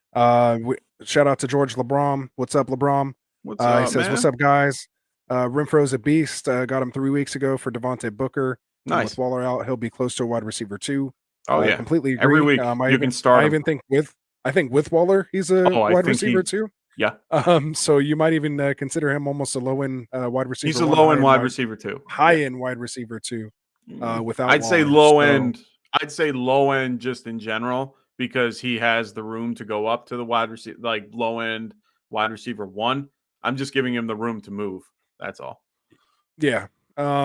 So yeah, so there it is. What's up, man? Just glad you can make it to the show. Yeah. Always Dustin's love chiming seeing in them. here saying he likes Elijah over Judy. Mhm. And then he's saying Rimfo is killing it. Oh, for sure. We have Smokey the Cat. What's up, What up, Smokey? man? He says, "What's up, guys? Was hearing to play Bateman this week and sat him for Pollard. I'm not Oh, about good. I'm not mad about that turnout, even with Bateman not even playing yet. Yeah, and I Nice. look at it this way. I mean, yeah, Pollard did get that touchdown, but it was a special teams touchdown. Yeah. If you take that touchdown out of it, I mean, He had 6 again, you points. can't just take away a touchdown. It wasn't that great. So, he really needed that special teams touchdown just to, pay off for the people that did start him. And Mhm. again, we did tell people to start him over that, so I'm glad he did score that touchdown. But Mhm. especially in a PPR, I think Bateman has a chance to have a bigger game this week. Especially if he does match that same touchdown. I think his yardage and PPR production will put him out ahead, but you definitely need him to score a touchdown this week, and I think he's due. Just a cool little question here from Dylan. How long do you guys think you're reading, watching about fantasy per day? You're on the sleeper chat, man. Oh, Jesus. Do I Just look at really those need to answer notifications, that? man. Um, How many times a day do you guys see the notification pop up Wednesday through Thursday or Wednesday through Friday? And I'm not even thinking that, and that's not even including the Saturdays and Sundays that I'll end up maybe like throwing one in there while I'm watching the game. But I literally every day, all day, unless I'm like sleeping, like, and even then I'm probably thinking about it. I literally fall asleep listening to, different fantasy things and, No, other podcasts and stuff like that. So, no, that's basically how I start my day and how yeah, I end my day. yeah. And especially with, for the channel, because of course, we Oh say, yeah, we're trying to be we up roll there. our sleeves up here, man. This is what we do. We put a lot of time and effort into this. We don't just take it for granted. We know you So, guys could be listening to, other people and stuff like that. But you spend your time with us, so the least we could do is put our heart and soul into this and do as much prep and research as we can. And again, just bring our takes and our opinions to it as well. And hopefully we give you just a little something different, than what everybody else, has out there. So again, we appreciate you guys for being here, being part of Get Right. So again, before we get into this next game, we'll take a little commercial break, if you will. Uh, Big shout out to underdogfantasy.com. Make sure you visit underdogfantasy.com. Use that promo code Get Right. When you do, they will match 100% of your first deposit, up to $100. So make sure you get in there. They actually did a promotion even for yesterday. I wish we had a podcast yesterday, because if you were on your underdog, you could have made a deposit. And they were doing a deposit match for Happy Thanksgiving. So for you anybody? could deposit, yeah, for anybody. Oh, I should have done it. It wasn't a new account, so Oh, I threw $50 in there. no. I I didn't got a read I got the I got a I got a $50 match. I don't know why I didn't throw 100. I don't know. I should have done it, but I was just like, I don't want to, go too crazy. I was too busy. Um, I had no idea. yeah, so again, check it out, man. They got some fun pick'ems. I played a couple of those as you guys that were part of the uh, Get Right Sleeper channel. You guys saw the Rasta Reaper alert go out. Oh god. I produced the over on DeAndre Swift, so I apologize to all you Swift owners out there. I made a prop bet against him, and Rasta Reaper was in full Oh, effect. So boo. I Boo. apologize about that, guys. But it is what it is. So a couple people told me I have to disclose who I'm making my picks now, so that they can adjust accordingly. And I don't hate that idea. I don't hate that idea. So there it is. Smokey the Cat says, "Is it crazy to play Newton over Wilson this week?" What are your thoughts on that? Newton over Wilson. I don't know, man. My head gets in the way with a lot of these things with, thinking about it. Like Russell's the better quarterback. Cam is the better runner, has the safer floor because of the rushing yards, but he can't throw the ball. Russ can't really throw the ball, but isn't really looking to run it. I don't know, man. I think I Cam literally have might not Newton at be. 9 this week, and I have Russell Wilson at 10. Yeah, like for I me, might they're. I might throw Burrow and Cousins ahead of them, though. I'm not Oh, quite sure. Cousins is definitely ahead of them, but for Against me, San it's Francisco, though, so yeah. that's why You got to stop doing I that. couldn't. Stop basing it on your I team. can't. Yes, you can. Dude, when you have a team that's good, like I somewhat have like good, I'm not Jalen saying Hurts. they're the I'm gonna have best or Jalen anything. Hurts at like 5. I don't want to hear I it. don't ever see why we can't lose. Like I don't understand it. So I'm like, yeah, we're gonna stop them if we play up to our potential. It's just, we'll see what happens. But If you play up, anyway, yeah. Come on now. I'm just saying, Anyway, my whole point: it's those Niner goggles, man. Cam isn't a bad option for a safer floor. Wilson has the higher ceiling. There you go. Play Cam. Dustin's agreeing. Um, oh, he said, oh, Russell Wilson. Cam isn't bad. Yeah, So we're right Cam there. isn't a horrible. Yeah. There it is. So Ivan Torres is coming in saying Pollard and Mooney were amazing calls. Thank Yeah, you. we were saying sit those guys, or I'm sorry, we were saying Play start those those guys. guys coming into Thursday. So congratulations, who you guys got there. Ivan's also Oof, saying, should I start Gibson or T. Higgins? And we did kind of talk about T. Higgins earlier in that we game. did. We're going to talk about Gibson a little bit later here, Soon. but quickly here for Ivan. See, I'm saying all that to give you some time to think about it. I already Setting knew. you up. I'm setting you up here. Which way you going, Gibson or Higgins? I think I'm going to lean Gibson, and it's only because he's slowly coming back to grace. There has been less mention of the shin. I don't even think he's on the injury report, if memory serves me. Oh no, he's on the injury report, and he got 2 limited practices, which is the normal for him. But I feel a little bit more comfortable with him lately. Seattle's not the best defense in the world, so I feel a little bit more comfortable with that. Uh, um, and I trust running backs a little bit more in the flex than I do wide receiver, especially, it's based on the league you're in as well. PPR, you know, it's not guaranteed that you're going to get any of this, like the touches or or the targets. So for me, it's Gibson compared. Yep. So And we have and I just want to point out, his last 2 weeks, he's had basically averaging over 20 touches, yeah, had 24 carries against Tampa Bay, only had 64 yards, a 2.7 yard average. And of course, that's because, you can't run against Tampa yeah, Bay, as we all know. yeah. He did follow that up with 19 carries against Carolina, which isn't that bad of a defense either. Did go for 95 yards, a 5 yard per carry average, his almost highest of the year. He went 13 for 69 for 5.3 yards a carry. But overall, as far as volume and production, looks like he's kind of turning a corner. And what I've talked about, here. Tried to make a last push to get Gibson in a couple leagues. Because again, I've always said I just want him for this playoff run. I don't want to deal with the ups and downs in between that, but if I could snag him for the playoff run here, I thought it Yeah, would why be not? good. So again, I think he's there. As far as who am I starting over both these guys, give me Gibson for a safer floor, and if you want some upside, you can go Higgins Yeah, that's a fair assessment. I agree. because Gibson's not catching much out of the backfield. He hasn't had more than three catches this year. So Oh, and I just to go back to the Giants game, I didn't realize that Kyle Rudolph is doubtful. So Evan Ingram might not be a bad play. They don't have any other tight ends. yeah, Yeah, that's tough though. it is tough. Um, yeah. So and again, for those of you who are watching, if you are new to the channel, make sure you hit that subscribe button for us. When you do, we'll be donating $1 from now until December 1st to the St. Jude's Children's Foundation. We have a couple of our ambassadors and other people who are part of the channel who have made flat donations as well. We have other people matching us, so shout out to Dim Boys and a bunch of other people out there, Jonathan Smith and all those who have Mhm. done that. And again, just shout out to all our ambassadors in general for helping this and making this channel go. So again, hit that subscribe button, hit that like button for us, help us grow, and help us donate to a good cause.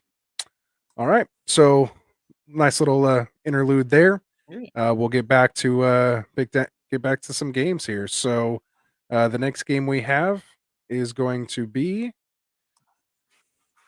Los The Angeles Rams Rams. Yep. at the Green Bay Packers. I was stalling so I can put up Aaron Rodgers' toe. Goddamn toe. His toe. We got the toe game. So we have the Rams coming in at 7-3. We have Green Bay coming in at 8-3. a 47.5 or just 47 point over under, excuse me. We have the Rams actually favored by 1 Mhm. in Green Bay. Yeah. So tell me about this, man. This is probably one of the games of the week. I'll definitely be having my eyes on this game.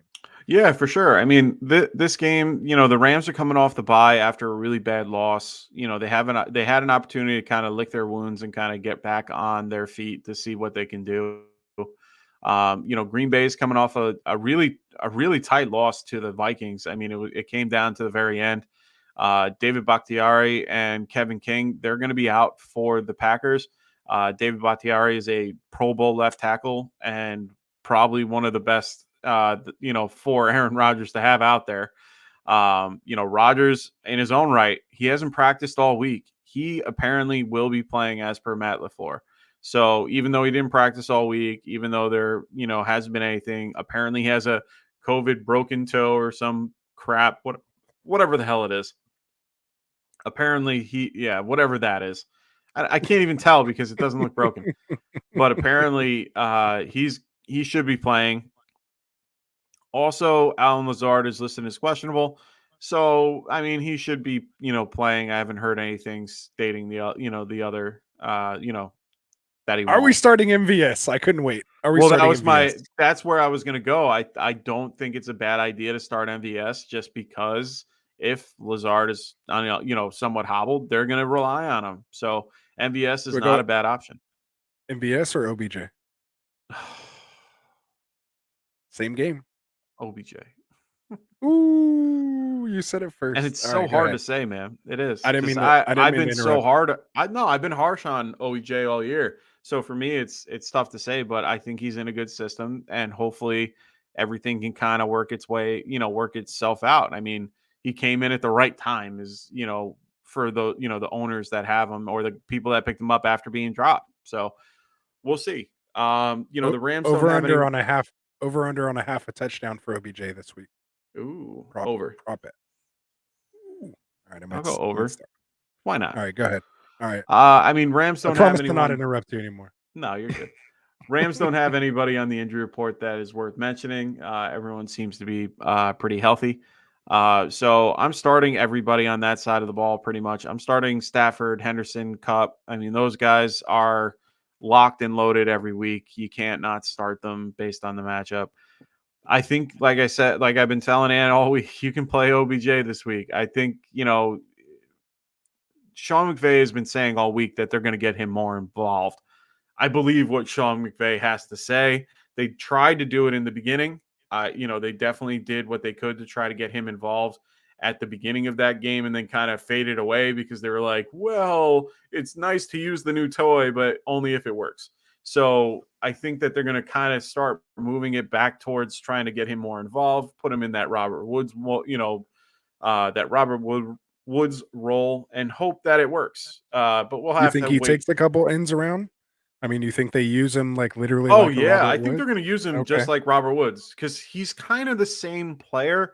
I think like they have the same type of Just the really good hands, good not hands, that good route fast running. anymore, right? Well, You know, I think Odell so. was more explosive, when he was younger, but I think the Yeah, injuries have robbed him of that. you have to But kind again, of I think Bobby Trees and OBJ currently is not a bad comparison, actually. Now that no. you They're kind of they say it, are actually, they're right very good next to each hands. other.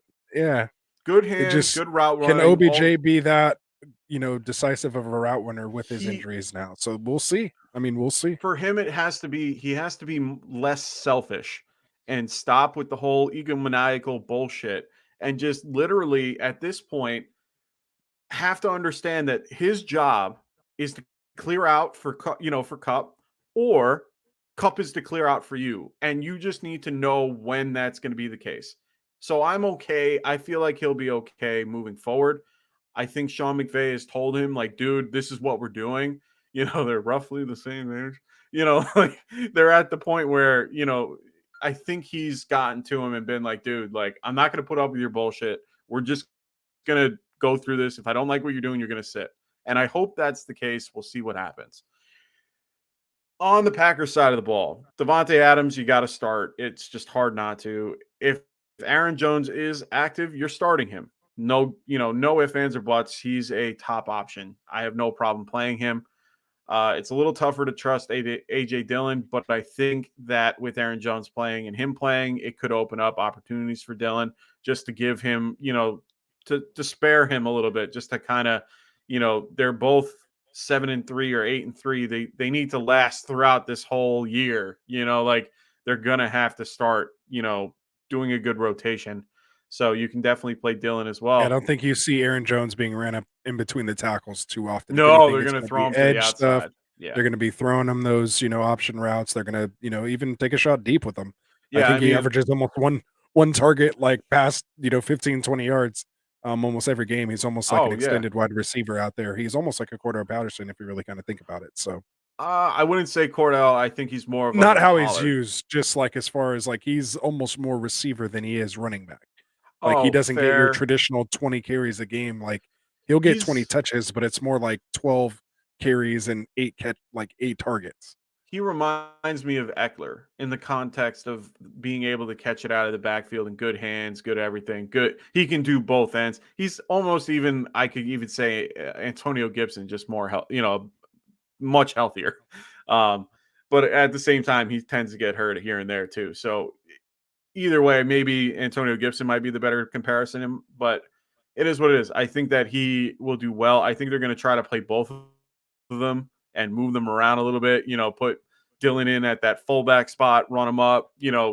Try to run down their throat a little Motion bit. Aaron Jones. Yeah, Yeah, maybe motion Aaron Jones out, split them out. Maybe have them both on yeah, the field at the same time. yeah. I mean, the hardest part here is probably Aaron Rodgers. Do you trust the toe?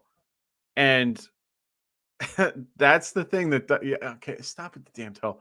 I don't You said understand, it. like, I know. Oh, so every time I say it, it's gonna pop up? Alright. Yeah, that's how it So, works. in my thing, it's hard to trust him. I don't know if you can. I think that it's one of those scenarios where if you have a better option, you should pivot from him. Like I'm in a scenario where I'm playing in a points league where I need to put in the guy that's gonna score the most points. Who do I think will play and get more points? Rodgers or Tyrod Taylor or Kirk Cousins? Like, who do I feel of those three guys is going to score the most points? I don't feel comfortable saying Rodgers because I feel like they're going to game plan for him to be a little bit, hobbled. It's gonna go So for three touchdowns. I know, but that was my thought process is that Guaranteed. yeah. So I think Rodgers is, fine start. I just think you're going to have to kind of lower expectations. But like I said, MVS, I don't think is a bad option either. So, All right, there it is. Quick question here from Jack. What's up, Jack? Hey what up, guys, Jack? glad to see you back at it. I have been offered Keenan Allen for Eli Mitchell and Jerry Judy. What are your thoughts? He also says, I'm not in a great RB position though. He has Miles Sanders, Javonte Williams, CEH, and Eli Mitchell at the moment. Personally, I'd say no, unfortunately, although I do love Keenan Allen, but you have to keep Eli Mitchell right now. Yeah. Yeah. You know, you could run CEH and Eli Mitchell as your 1 and 2, and you kind of have Sanders there, Whoa. depending on the matchup, to run as well too. Um, I don't think you sell out quite yet. We see running backs going down so well, much he this year. You know, he's at the point where he has to. I'm just assuming is remember these comments from earlier in the show. Football is broken this year. no, I get it. So many injuries this year. So I'm just Well, saying, I'm you, leaning towards no. What do you say? my thing is you have CH coming back from injury, doing well. Javante Williams, I like. He's a solid, play. He's RB consistent. 3. He's not a No, solid starter. I'm not he's a like I'm QB. not happy if I have to start him in my playoffs. He's an RB2 in my opinion. Low end. Nah, he's RB3 to me. Yeah. Sanders is more of an RB3 in my opinion. I agree. Yeah. Even more so why you need to keep CH and Eli. But that's just me. Yeah. No, I get it. I mean, it's based on his wide receivers. I mean, you're giving up a hurt running back and Jerry Judy for Keenan Allen. But Eli Mitchell's his finger. It's not his legs, his knee, his ankle. It's nothing like that. It's just a finger. No, So as soon as he can he hold has a the rib injury too. that's fine. Look at Ribs Henderson. take forever to heal Look though, at especially if you're Henderson. getting hit. And he's sitting because of his finger anyway, so he's gonna be even Yeah, I more know. healed. Yeah, So I'm but just he's saying, give me finger. Eli Mitchell. My Especially thing because he is, can start Javonte and Sanders this week with CH on a bye. Yeah. And again, hopefully you're doing well in your wide receivers. Well, So my thing is that I like his uh, remaining schedule yeah, no, I don't if they mind give him the Sanders' ball. schedule. My thing is that Eli Mitchell, I think, is going to be out for the next 2-3 weeks because he got something similar. He I got think they something would have put him on similar. IR. I would have thought if they didn't think he could play, I think he would have went IR when I we don't had this disagree with surgery. you, but the problem is that they think he might be okay. My problem is that anytime you cut into the body, it doesn't matter when it is. It's going to take more than a week and a half It's to a finger. heal. Just cut the finger I off. get it. It Tell doesn't matter. ask Jason Pierre-Paul. We don't need him. Yeah, he blew off his hand to have like tons of skin grafts to it. That's different. This scenario, I'm telling you, they put a pin in it. Even when you take the pin out, that's not even guaranteed to happen yet. So right now he has a pin in it and he can play with the pin. But the problem is that it's so unknown for that particular scenario that you have to. My thought process is he's going to be out for the next 3 weeks. And if he comes back early, great. But you have to prepare for him to be out for that long. There it So is. I don't think it's a bad option for him to get rid of a weaker guy to use a waiver ad or something that can help him come and getting Keenan Allen for it. Well, if you weren't that confused before, Jack, I'm sure that confused you more because we are on two completely different sides of that. Yeah. But again, that's how it is, man. We're going to tell you how we feel, and which way we're leaning. So let's get into it here. Hopefully, we can finish up here soon. We got Oh three yeah. more games left. We have the Minnesota Vikings at my San Francisco 49ers. Both teams are 5-5 coming in, pretty hot. Niners favored by 3, 49.5 point over under. Um, Tell me what's going on here. Who we starting? Who we sitting? Yeah, I What's mean, the you lay of the weren't land? wrong. You weren't wrong. I mean, Vikings are coming off a big win versus the Packers. No problem, Jack. We try. The 49ers are coming off a big win against the Jaguars. The only injured player in this game or the only two that are worth mentioning is Jermichael Hasty and, as we just talked about, Elijah Mitchell. He's listed as doubtful, and he's definitely not going to play. Um, it looks like Jeff Wilson will get the start again, so we'll have to wait and see. They kind of sprinkled in Trey Sherman a little bit and Debo and just a little bit of everybody. So Sprinkled player, in Debo a little bit is an understatement. My man had 79 rushing I yards, know, almost and he went was for on 100. the and he was a lot. He was setting that backfield a lot too. Yeah, he only Um, had one catch for 15 yards, yeah. So, rushing touchdown. jeez. Anyway, Let's go. no, you're starting Debo, you're starting Kittle. I mean, those are two must starts. You're going to start them anyway. Ayuk is slowly growing on me, dude, and it's scary because I didn't want to play him at It all. looks like that guy. He looks like it, and you want to know something? So since week 8, he is wide receiver 13. Yep. I'm like, We were why? drafting Ayuk in like the fourth, fifth round. We were drafting But he Ayuk didn't in do like the anything fifth, until sixth now. round. Yeah. That's the problem. So he's leading in snaps also. He didn't That's do anything until this the time last year either. True, but he actually led Debo in snaps. Like he had more snaps than Debo last week. Um, Because you Debo know, was running like crazy. He needed a it breather. You doesn't seen him matter. on a knee? He was on a knee on the sideline for a while, a couple Yeah. times. So for me, I think you can start playing Ayuk with confidence, a little bit more. So load him up. I think Sorry, I get he's excited when we start talking about my Niners here, Mike. Sorry. right. It's okay. On the Viking side, I think you can play everybody here. Cook, Cousins, Jefferson, Thielen, Conklin. I mean, they're all good options in my opinion. I mean, another guy for the last 4 weeks, Kirk Cousins, QB5 for the last 4 weeks. I mean, he is creeping into that 12, top 12 starting options every week now. He is You a start must you're, start. you're starting Cousins over Jimmy G. Yeah. Oh, for sure. Cousins or Burrow, Cousins. just Yeah, like it's that, huh? gonna be a hard time finding a guy that I wouldn't play over Cousins. Matt Stafford. Oh no, Stafford I would for sure. I love Stafford. Like Yeah. I haven't done my rankings yet, but when I do, he's going to be anywhere between 7 and 10. Mm. Yeah, I have Cousins Like at 11 right now. I had Wilson and Cam I ahead of him, have but I think I told you I wanted to move him up, so I'll probably do that now. Put him at 9. I think I like Burrow better than Cam and Wilson as well. I But I like have him them better like than back to Rodgers. back. I like him better than Rodgers this week. Ooh, I have Rodgers at 7. I think he goes for 3 touchdowns. Already kind of said that, so No, I get that him. would put him up there. I have Cousins. I would put Cousins at 7, Rodgers at 8, Stafford at like 6. I'm still working on my stuff, but that's about where I would have him. He's been playing really out of his mind lately. He's been looking good. He doesn't look scared in the pocket. He has a good rapport with Jefferson. Jefferson's been killing it lately. I just like the matchup.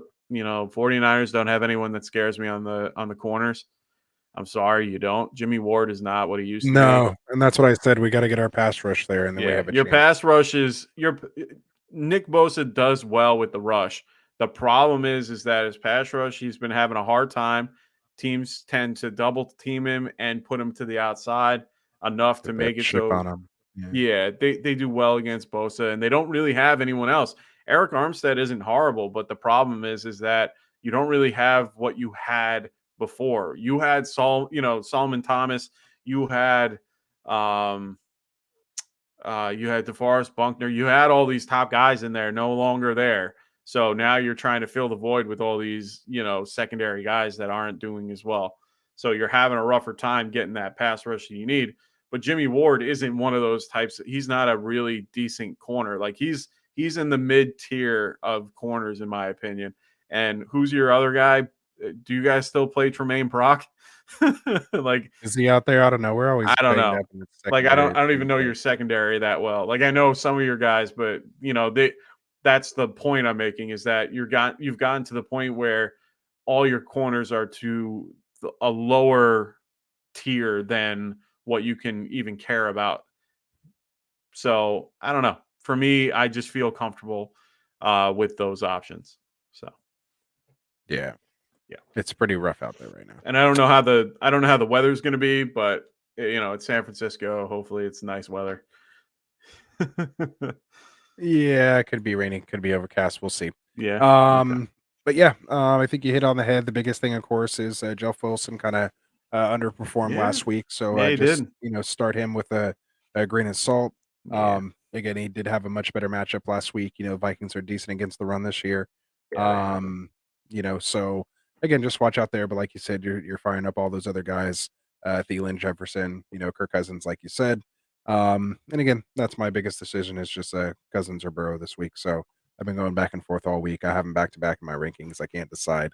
I'm pretty sure I'm gonna go. Pretty sure I'm gonna go Cousins, but again, in my other league, I want to start Higgins and Chase, and so in that case, I need Burrow to have a big game. So Yeah, it's makes kind of sense. messing with me. The league I have, the league I have Chase and Higgins in, I don't have Burrow, so that's what like messes with me. Okay. No, it So it's makes just kind sense. of weird. So again, is what it is. Prism's in here, so he's saying so Swift. Yeah, man. Uh-huh. We talked about it earlier in the show. If you want to go ahead and hit the timestamps in there. Or actually we don't have a timestamp for Not yet. our recap. Do we we No, can I didn't timestamp I the didn't recap timestamp it. next time. Yeah. Well, you'll have to go back. We did the recap. We talked about Swift. We talked about my Rasta Reaper.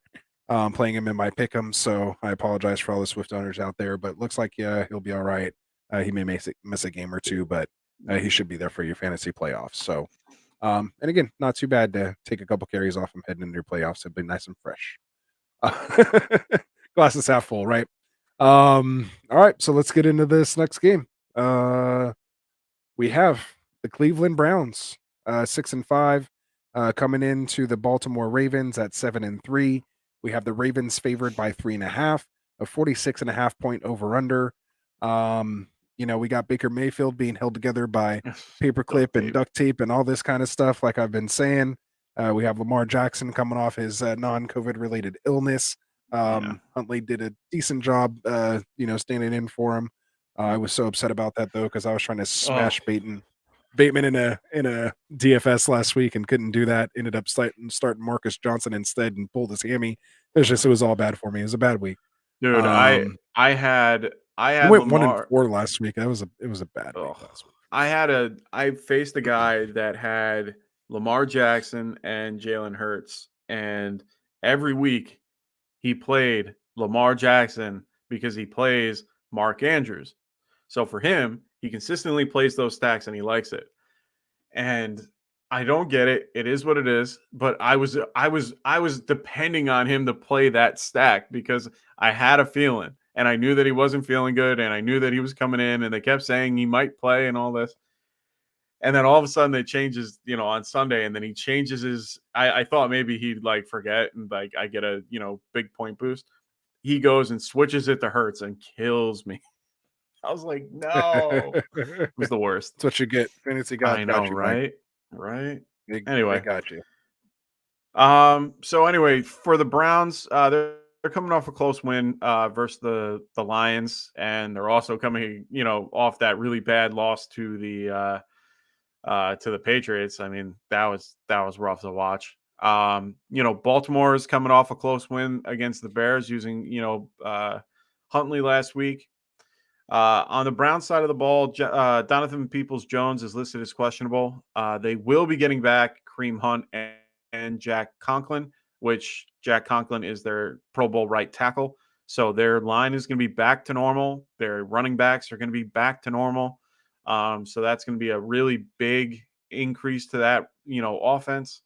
Ravens are going to have Lamar back, as we were just talking about.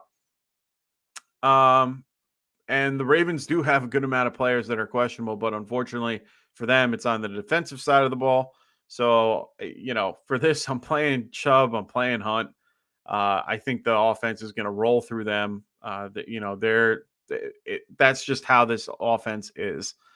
Baker, like we were saying before, is being held together with tape. There's no tag, but it's really hard to trust, in my opinion. You can maybe throw him in as a QB2 if you need him, but it is what it is there. I would play Landry. I think, he's also not a bad option. He's just the low man on the totem pole in a lot of ways. You could probably play Hooper if you felt comfortable or need a decent tight end play. He's more of a tight end too. But if you're, let's just say you're without Kelsey and you need a tight end this week, he might not be a horrible option. Um, you know, that's kind of where I'm thinking. I had that problem where I ended up having to pick up Hooper. Um, so uh, you know, Ravens side, I'm starting Lamar. Why not? You're going to be starting Bateman too, and you're going to start Marquise Brown.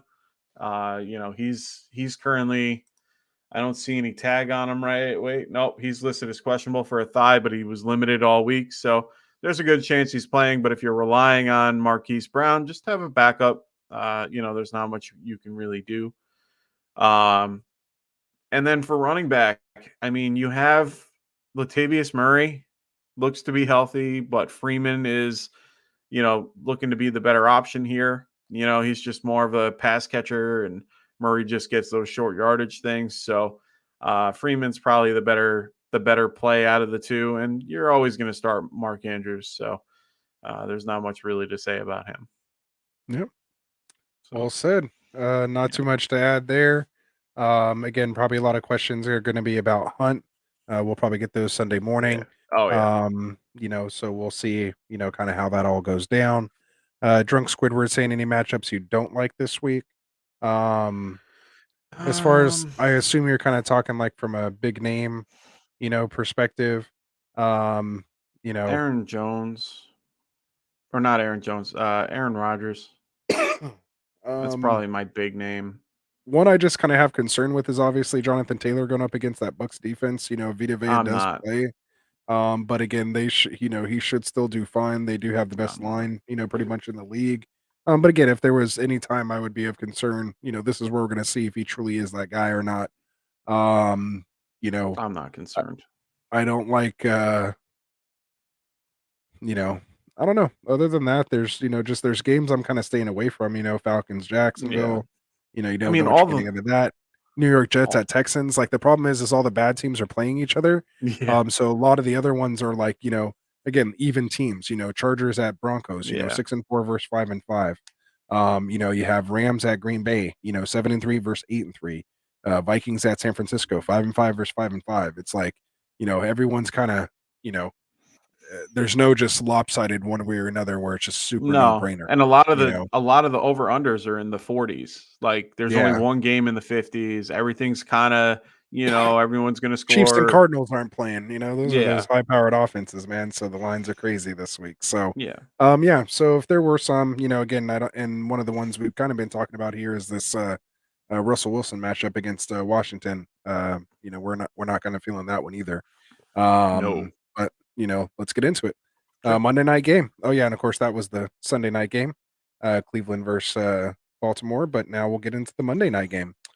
We have your interestingly enough 3-7 Seattle Seahawks Ugh. at the 4-6 Washington football team, which apparently it sounds like they're going to be announcing their new team name here pretty soon. Oh, really? So stay tuned for that. I Wow. don't know if that was just something I saw on the internet and the internet got me. But Yeah, I'll again, have to look that I up. kind of saw a little inkling of that. We have the football team favored by 1.5 at home, 46.5 point over under. So yeah, let's break it down. We've talked about Russell Wilson a little bit here, but let's do it. Where are we Yeah. at? So I mean, right now that 4-6 looks really like bad for the Washington football team, but those four wins have been against really tough matchups. Packers, Bucks. Those have been really gritty, wins.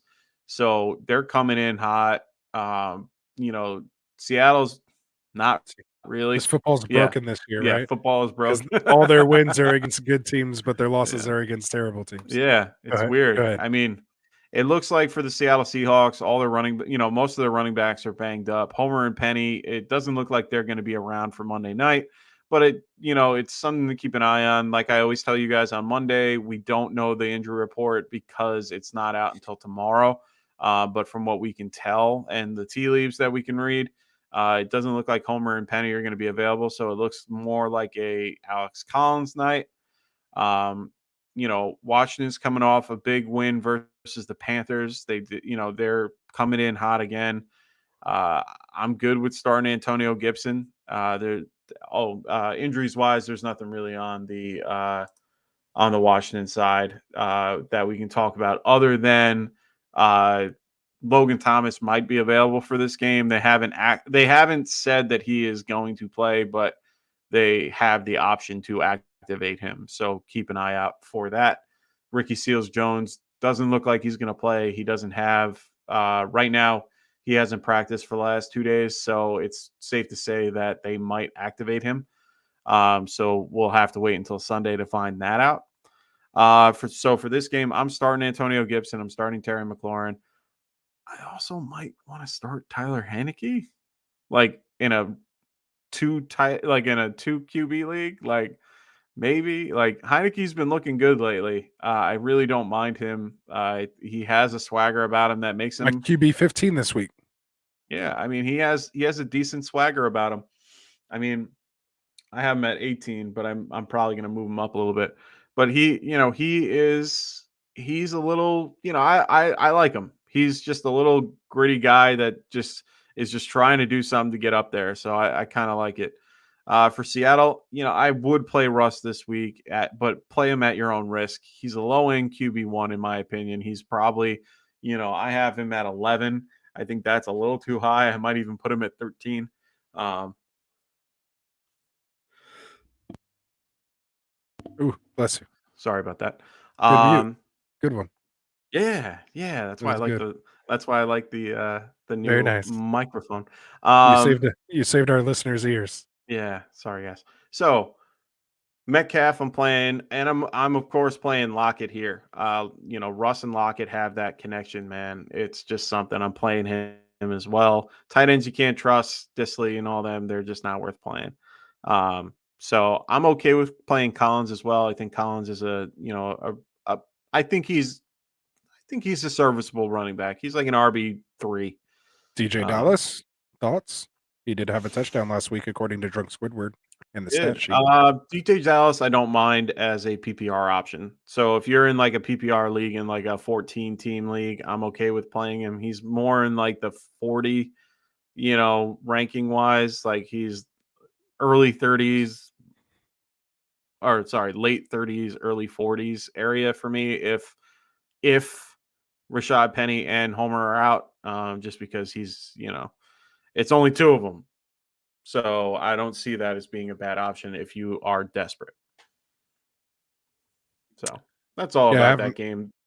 I have him here at 53, but I might have to move him up a little bit. I'd move him up a little bit. Yeah. So, I mean, there's not much about that game. I think that the Washington football team has been having back and forth, defensive weeks. Seattle, they look great at times and they have such talent. Having Bobby Wagner and Jordan Brooks and, Jamal Adams all, flying around the ball. Like, is it just their line is that bad? Like, is that what it is? Their defensive line is putrid. And like, offensive line. Their offensive line has always been bad. Dwayne Brown is their best, tackle. Their front guys, Reed isn't bad. I mean, he's just a big dude. He's like 325 and like 6'4", 5. Like he's a big guy, but other than that, they don't really have a lot around him. They're still playing Carlos Dunlap. They're still trying to get these other pieces to work on that defense. How come DK Metcalf, with Russell Wilson being so accurate, let's not even talk about post-surgery. Just like why isn't DK Metcalf just beasting? Like, I don't know. Why isn't he just dominating guys and just, 50-50 balls? Like, is just Russell Wilson too smart? Like, and we saw a little uptick with DK Metcalf actually once Geno came in because we knew Geno was just going to throw it to him. Yeah, but he only got like 2 targets a game, and then he would catch like only 2 for like 77 yards, Right. So it's just, again, one of those things to, kind of look into. I don't know. I mean, DK's a big dude. Like the one thing I've noticed, and the one thing, watching football for so many years, I've always been, I want a team with 2 DKs on each side with like a Jerry Jeudy on the middle, type player. I want a Godwin in my slot. Or Godwin, whatever. I'm just saying, like, I like that 6'5", 225 to 230 wide receiver on the outside. 6'5" is like a tight end. You mean like 6'3", 6 like? Oh no, I want that 6'4", 6'5". Like I want Brandon Marshall. I want Calvin Johnson. I want Julio Jones. I like those guys as my right. I want them on my outside. And the thing is, with those players, they're a little stiffer than a lot of the inside guys like Wes Welker and all them, who are a lot shiftier on the. They're not shifty. Yeah. Yeah. And, like someone like Lockett, who is he's just more of a inside slot guy.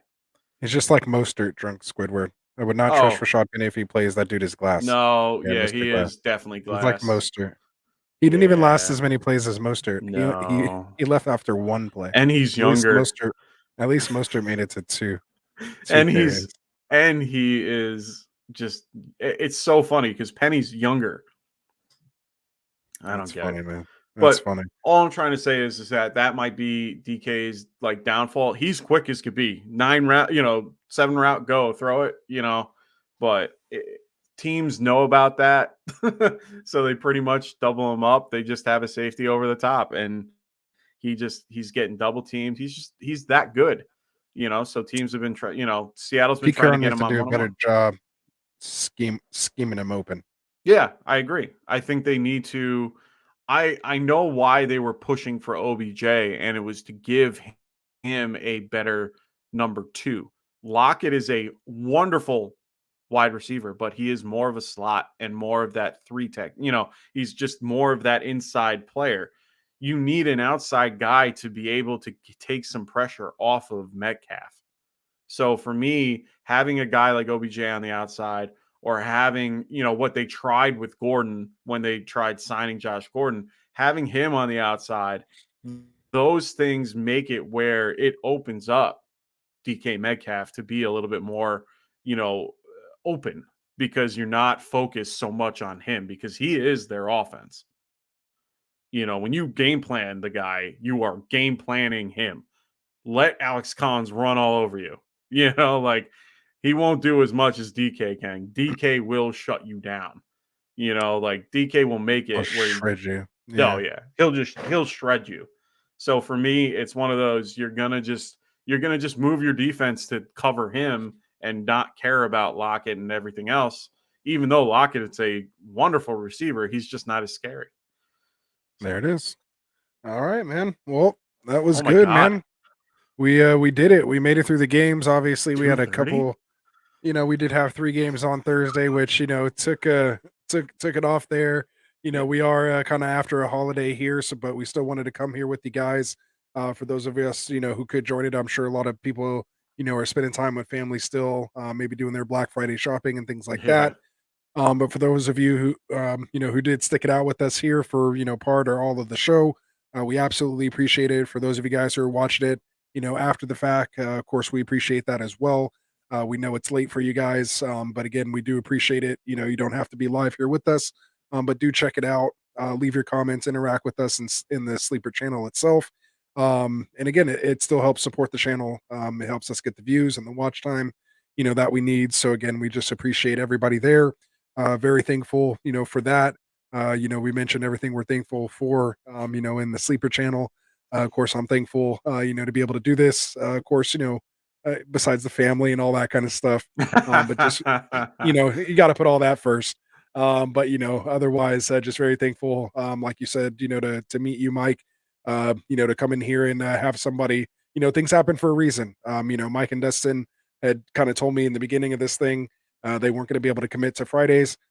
So to be able to connect with you, and for you You to mean end up Frank? kind of You mean Frank and Dustin? Frank and Dustin, yeah. Who did I say? It's You getting late said already. me. I was Oh, I okay. was like, wait a minute. Yeah, no, I no, no. remember So saying Frank, I was good. yeah, no, Frank and Dustin couldn't make it on Friday nights. I already knew that was going to be like that, so I was going to hold it down kind of by myself on Fridays. But I'm very thankful to have you here to join me. To just put all this together. Awesome Likewise. Friday show that we do. And again, just very appreciative for you giving me your time and effort. For what you put in here to get right. Again, it just means the world to me for you to believe in us and to believe in the channel like you do. Yeah. So again, we're all doing it here. We're rolling our sleeves up every day for you guys. So again, we'll be here Sunday morning, 8 a.m. or 11 a.m. Eastern, whatever time zone that is. For your inactives, your last minute start sits.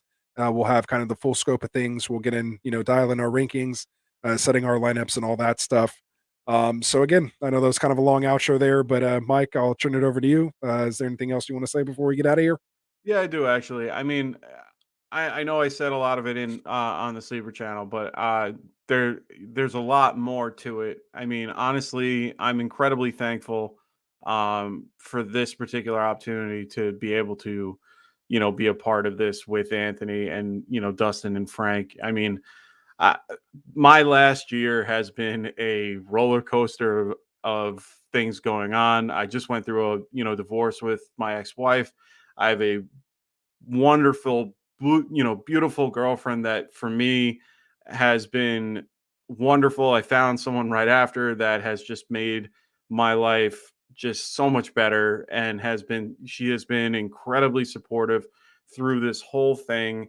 And this came about just around the time everything was going on, and it was just great to have and be a part of. And just reaching out to Dustin one day that just shot out a thing on Sleeper's Q&A, like, oh, we're looking for writers. And I'm like, yeah, why not?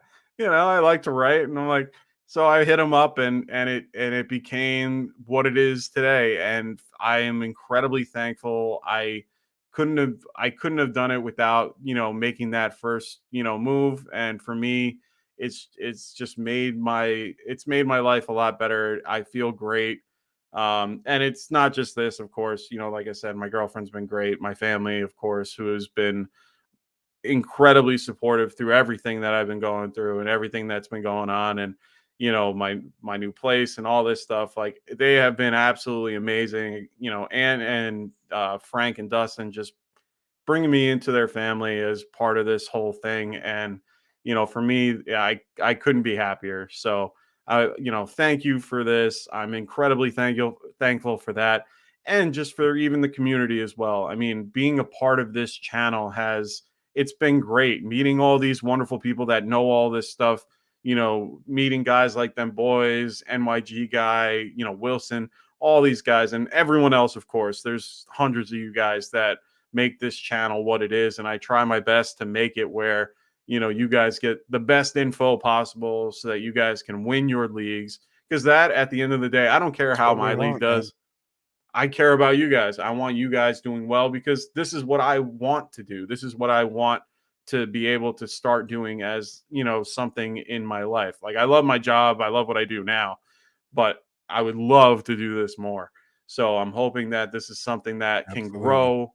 And, that's what I love about it. I mean, when I came into this, I saw how this was growing, and I loved what I saw, and I wanted to be a part of that. So thank you again. Thanks, Absolutely. everyone. Thanks, listeners, everybody. Just continue to come out and support us. We're like Ant said, we're going to be here Sunday, 11 a.m. Eastern. We're going to, every Monday, Wednesday, and Friday, we're going to be out here doing it for you guys too, making sure, we're helping you guys with your lineups. So check us out. And yeah, so Tell your friends. yeah, Well said, now man. you can. And like I said, man, it's the feeling is completely mutual. So glad for the connection. So happy Dustin made that post Hell yeah. and connected with you. So again, we just appreciate all you guys, man. Good luck to everybody out there on Sunday. We will be here Sunday morning again to get those last minute start sits. So for Dustin, for Frank, for Mike, and for myself, this is Get Right Fantasy Network. Um, Nothing else to say, man, other than we're out. Good luck.